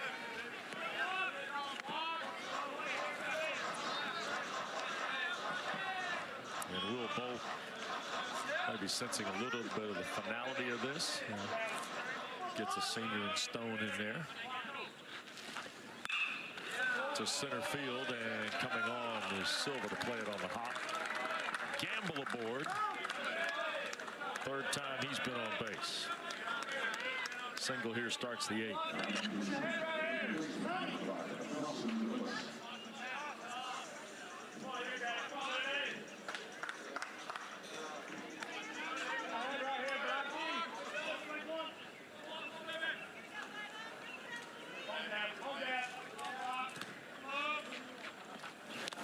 And that ball, wild pitch through the wickets. If I think so, runner will go down to second and Gamble. The defense had conceded not to hold the runner on at first base, so kind of a handshake gesture between teams that you're not going to steal a base unless there's a pass ball, a wild pitch. And so Gamble goes to second there.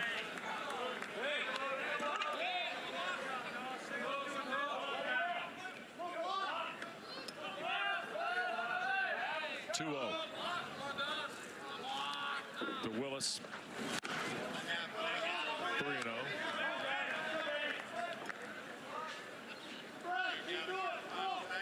Gamble out at second after the pass ball.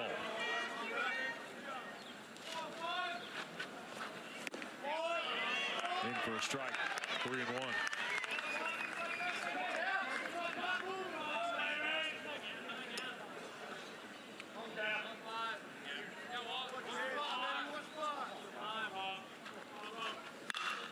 Ripped at third. Nice backhand play by Stokes. Safe is Willis. He held it one beat too long. And that kind of day for Nebraska, because Stokes could have tagged Gamble, who was about halfway to third anyway. And I wonder if that extra shuffle right here was because he actually looked back at the runner. Yeah. And then decided to go to first base. Didn't put much mustard on it. Give credit to Willis, who we talked about has some really good speed. But the hesitation was because of that runner bearing down on him between second and third. Pair of singles, first and third, nobody out.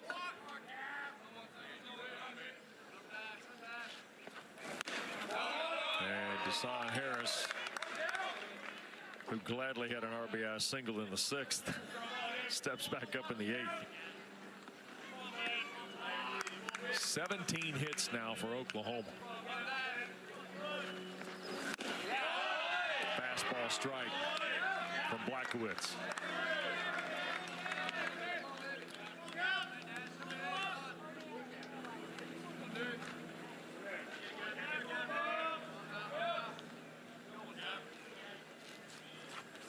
Foul back.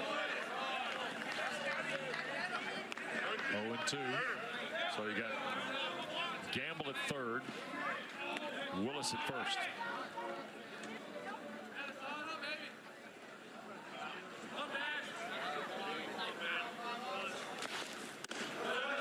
One ball, two strikes to Harris now.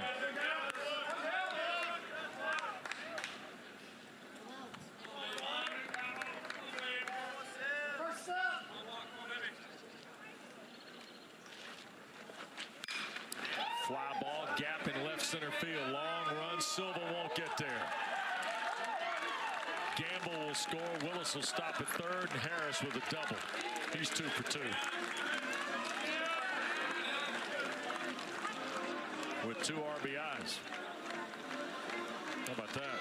Just an excellent job of hitting. I mean, the confidence that's been displayed in the batter's box all weekend long with his opportunities. Not a bad pitch, a fastball on the outside part of the plate. He drives it to deep left center field. Talk about having a long work day. Riley Silva out in center field. Yep. Oklahoma, by the way, has tied their season high for hits with 18. They had 18 against Mizzou on April the 18th. Here's Carmichael. He's hit 2, bidding for 3. Skies this one. Run ball. At the back of the bag at second for out number 1.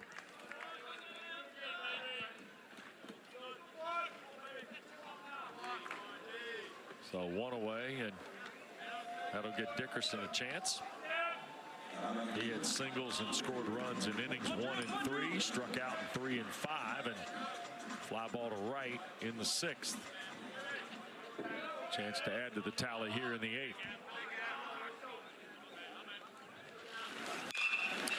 Loops it toward right. Frost is there. He'll make the catch, tag and throw to the plate. It'll be cut off by Stone. And it's 17-1. Sac fly and an RBI for Dickerson. And 2 away. Definitely things to work on, even with this game out of reach. 17-1 base running. Still a premium. Going to extra 90, tagging up, all the things that you want to make a staple of your offense. Oklahoma's able to work on it. Cut on foul.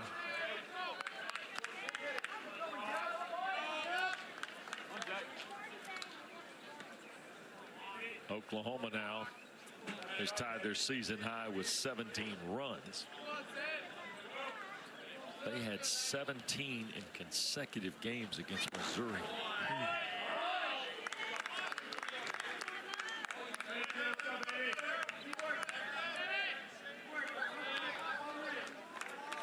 So Willits has a crack here.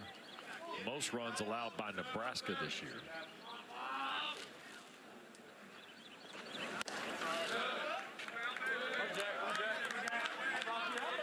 One ball, 2 strikes to Willits.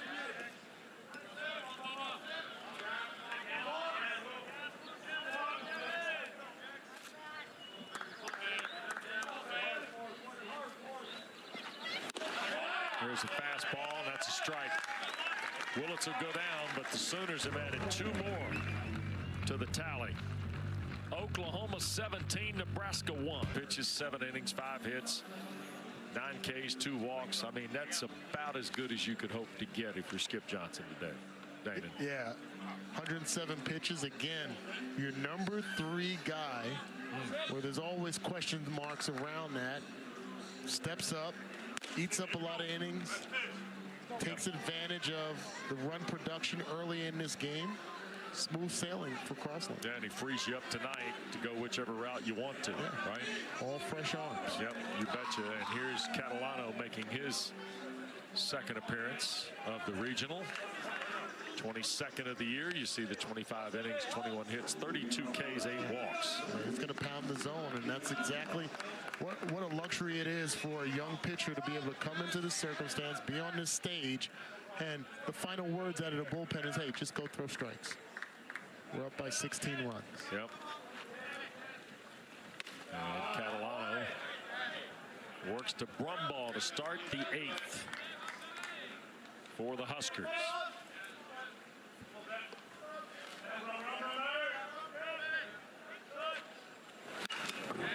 Foul back, the ball and a strike. And we got a new battery, not only Michael Catalano. Braden Horton plays in the regional for the second time. First time we've seen him defensively. Yep.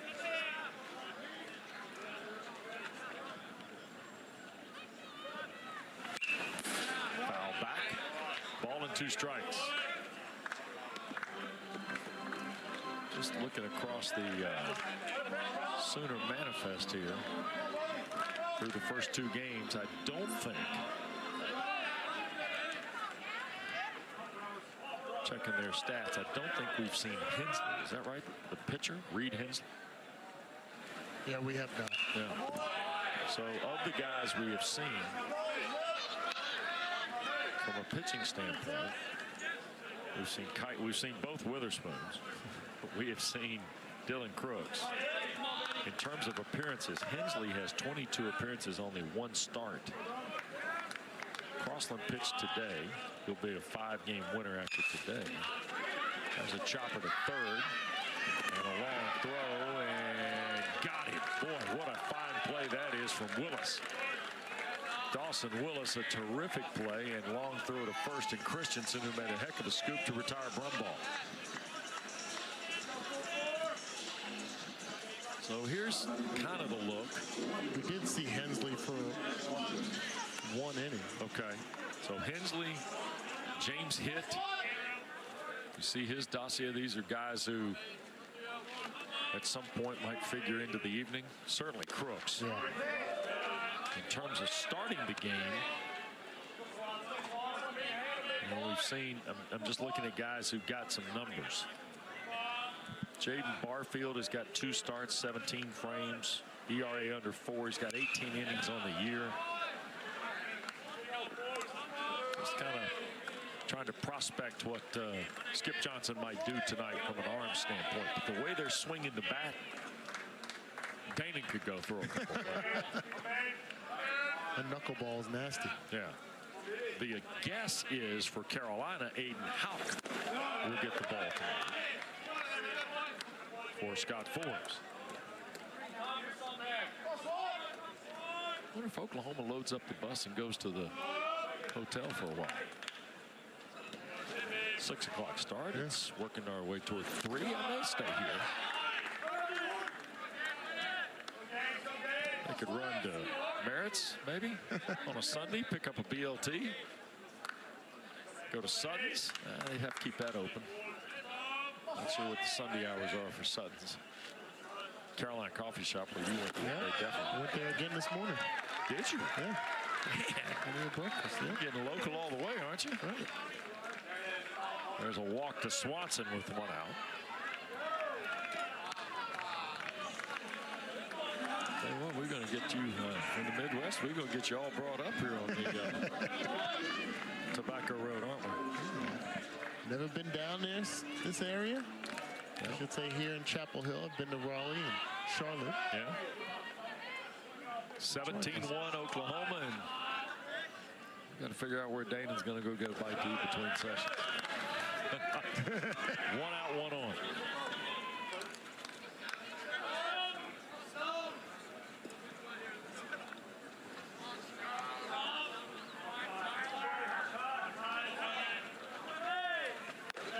Ball low. 2-0. Could send you over to Durham to get pizza. Really good. Really good pizza down here. Yes, sir. Pizzeria Toro. 2-0. Swing and a miss. Tyler Stone standing in. 236 on the year. 35 hits. He's got 30 RBIs.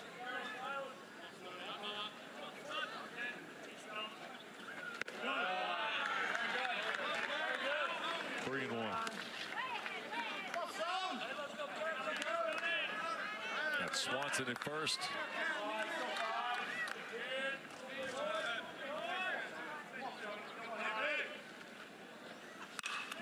Popped it up on the infield. And it is Willis making the play. 2 away.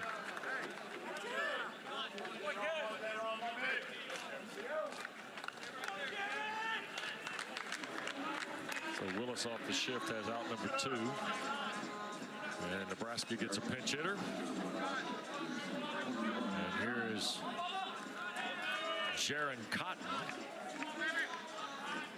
junior infielder from Leander, Texas. Martin County Community College.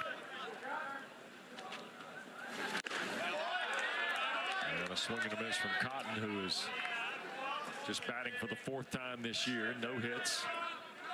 Has scored 5 runs.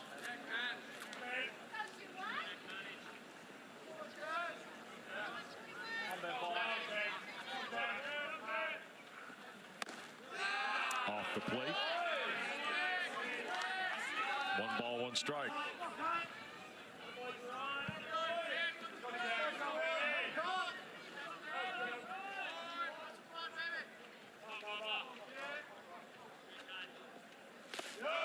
In the dirt from Catalano. 2-1. Nice job behind the plate by Horton.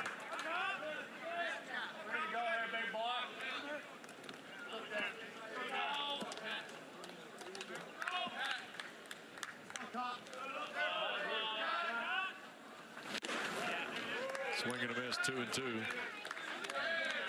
Talk about the carryover effect, Wes, from one game to another, from one night to the next morning. You also have to wonder, you know, as this game draws along, right, if you're the Sooners, like, you want this game to hurry up and get over because you want to be able to have that same kind of energy. Yeah, strikeout here of Cotton takes care of the Huskers. Must have heard you talking. To the 9th we go next. Developed a project with Whataburger to reward teachers in the Norman area. And that's Skip Johnson and his program got involved in that. He even handed out some food at the drive-thru. Now here's TJ Coates, sophomore from Overland Park, Kansas. Getting some work for the Huskers here in the 9th. Love to see those stories, things that happen outside the field of play for guys in the community, and understanding that. Hopefully that's something that gets embedded into their hearts for the rest of their life, to be able to serve. Mason Hamlin, the batter, by the way. We saw him the other night. Transfer from UT Permian Basin from Falcon, Colorado. Standing 6'2", and he'll roll it off the mound toward the... Oh, nicely done by Coates to retire Hamlin here in the ninth. He was batting for Muddler. Didn't think he was going to get a chance to field that one. He didn't get off the mound as quickly, but he's able to get a glove on it and get the first out. Yep, nicely done by Coates. Sam Christensen's been on base all 5 times he's stepped in the box today. And last night, I believe he was on 2 of the 3 times, right? He looks at a strike.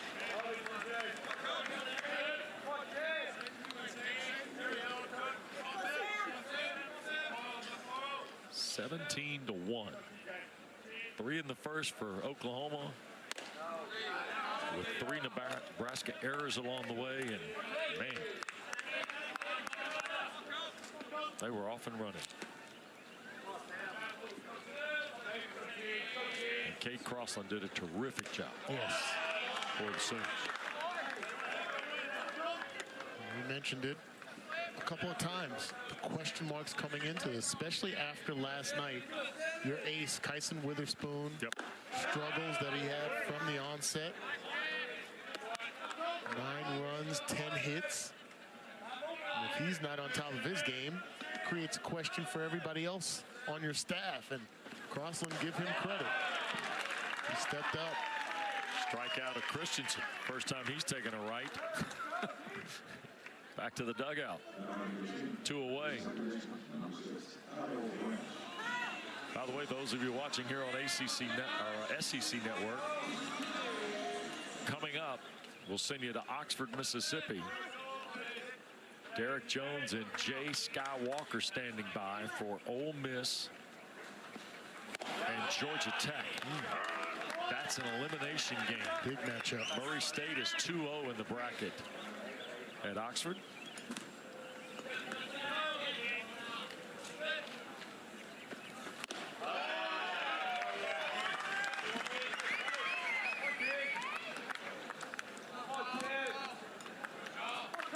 It is to Branch.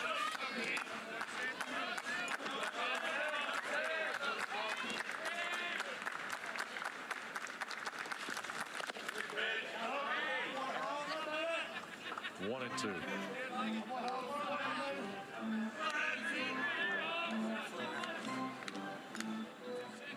Branch 2 for 4, 2 RBIs.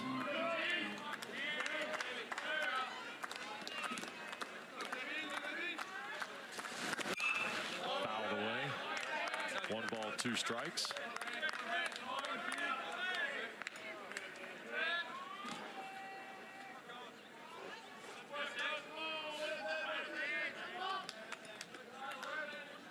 Two outs in the top of the 9th. Ball is lifted to center. Silva has it. It's a 1-2-3 9th for Coates. And Nebraska goes to the bottom of the 9th here in Chapel Hill next.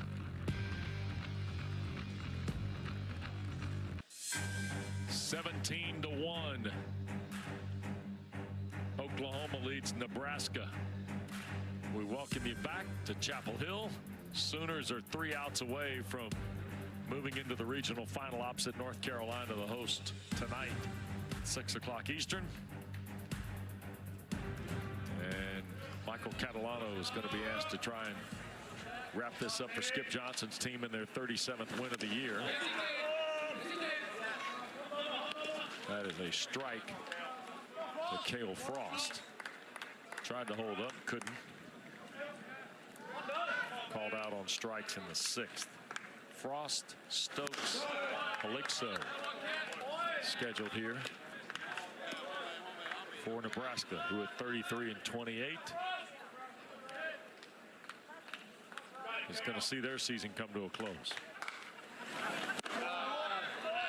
Yeah, definitely got to tip your cap, though, to Will Bolt. Yep. Rob Childress, the staff, just getting here. Not necessarily the season they would have liked to have coming into the season. They were expected to finish second in the Big Ten in the regular season. Yep. That did not happen, but they came on strong when it was time. Final weeks of the season, and then amazing efforts in the Big Ten tournament just to get an opportunity to come to a regional. 2-2, skied into the outfield. Look out. This could be, that was a half step from being an adventure. Look at everybody looking at each other like, what were we doing there? Yeah. Got away with it. Finally handled by Branch. Look at this. Yeah, with the shift. Got half the team out there. We got Guys scrambling. Willis from third. You got Branch. You got Willits. You got Harris coming in from center. Dickerson's drifting over because he's around it. Yeah, communication is key. Loudest voice wins. One away. There's a strike to Rhett Stokes.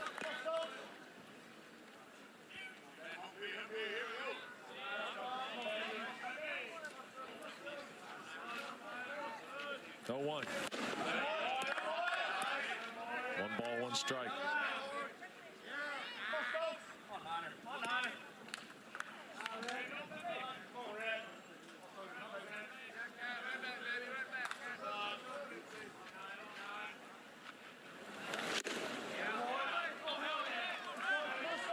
One and two now to Stokes. He's 0 for 3 today.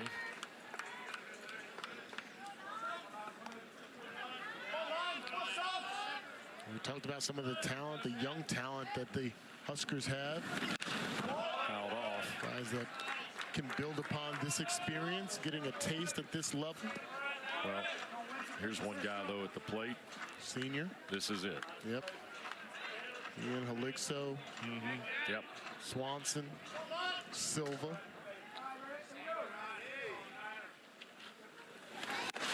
Off the plate. 2-2. The finality of that always strikes me somehow. Yeah. It's tough. It's tough to digest as a player.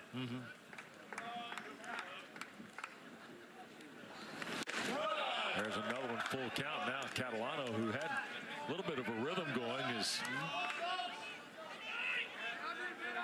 kind of been just missing here in the last couple throws.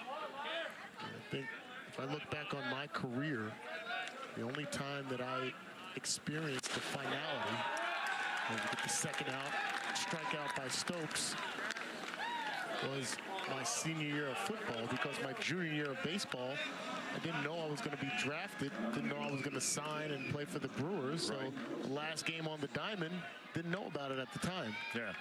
Football, we lost our last game against Minnesota, did not go to a bowl game, so that finality was real, like really real, to have to play 5 years, redshirt, play 4 years, same group of guys, have the success, Rose Bowls, Holiday Bowls, etc., and then lose your senior year and not go to a bowl game. So it's a big smack in the face. So I feel for a lot of these guys, these seniors, Halixo, Stokes, Silva, Will Walsh, who started this game. Yeah. It's tough to digest. Gabe Swanson as well. 1 ball, 1 strike to Halixo. Homered here yesterday. Got the first hit of the day today. Tried to hold up. 1 and 2. And again, they were a fly ball from not even getting to this last week in Omaha. Crazy turn of events. Yep. Got a Big Ten title. Off the plate, 2 and 2. Bought themselves a little more runway, but here in Chapel Hill have not been able to generate consistent offense at all. There have been flashes, but not anything like what they've seen from the other 2 teams that are going to be left standing. That ball to right, Halixo's not going to have his last at bat be anything but a sharply hit ball to right field. Second hit of the day for the catcher. Comes with 2 outs and gives Silva a chance. Here's another single. Yeah. Coming off of 2 straight singles, the 6th and the 7th. Going to take Calixto out. He'll get a nice round of applause from the Nebraska folks here. And Will Jeski's going to come in to run at first. Definitely an emotional time for these guys. Hugs all across the board. Yep. In that dugout, that's how Calixto's greeted.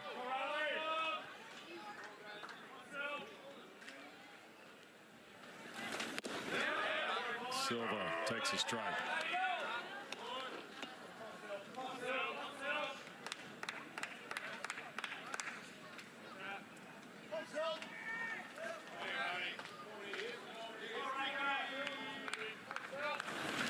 Swing and a miss. 0-2.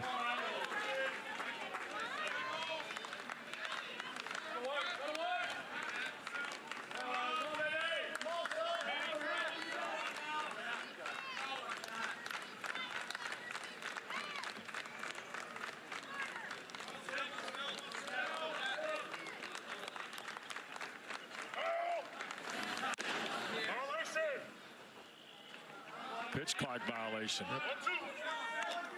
How about that? Pitch clock violation on the pitcher. On the pitcher. First one of the game for either team.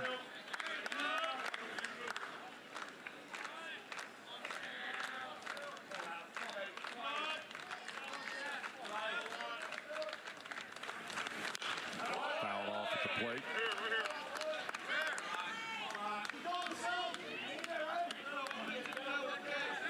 One ball, 2 strikes to Riley Silva.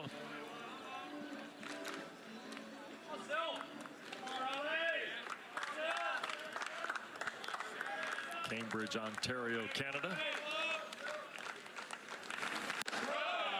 Now 2-2.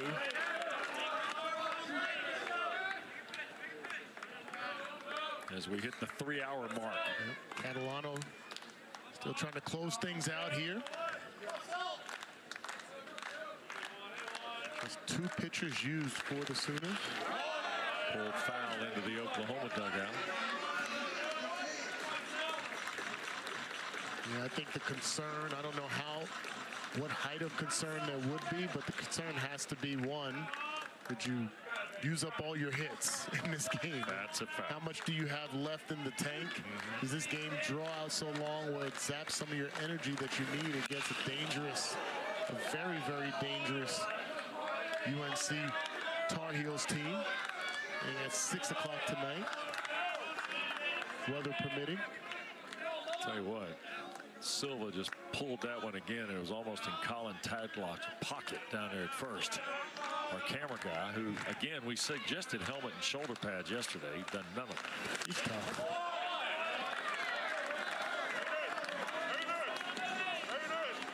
Well, tough is one thing. Line of fire is another. Yes, that's true.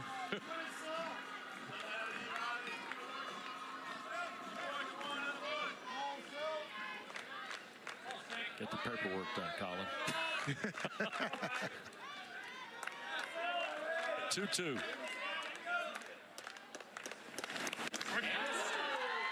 Called strike 3 and the ball game's over. Oklahoma, North Carolina tonight in the regional final. Sooners need to win twice to advance to the Super. Tar Heels need to win just the 1 game. Another terrific game for Easton Carmichael. Kate Crossland, terrific pitching job for the Sooners. We'll see you tonight.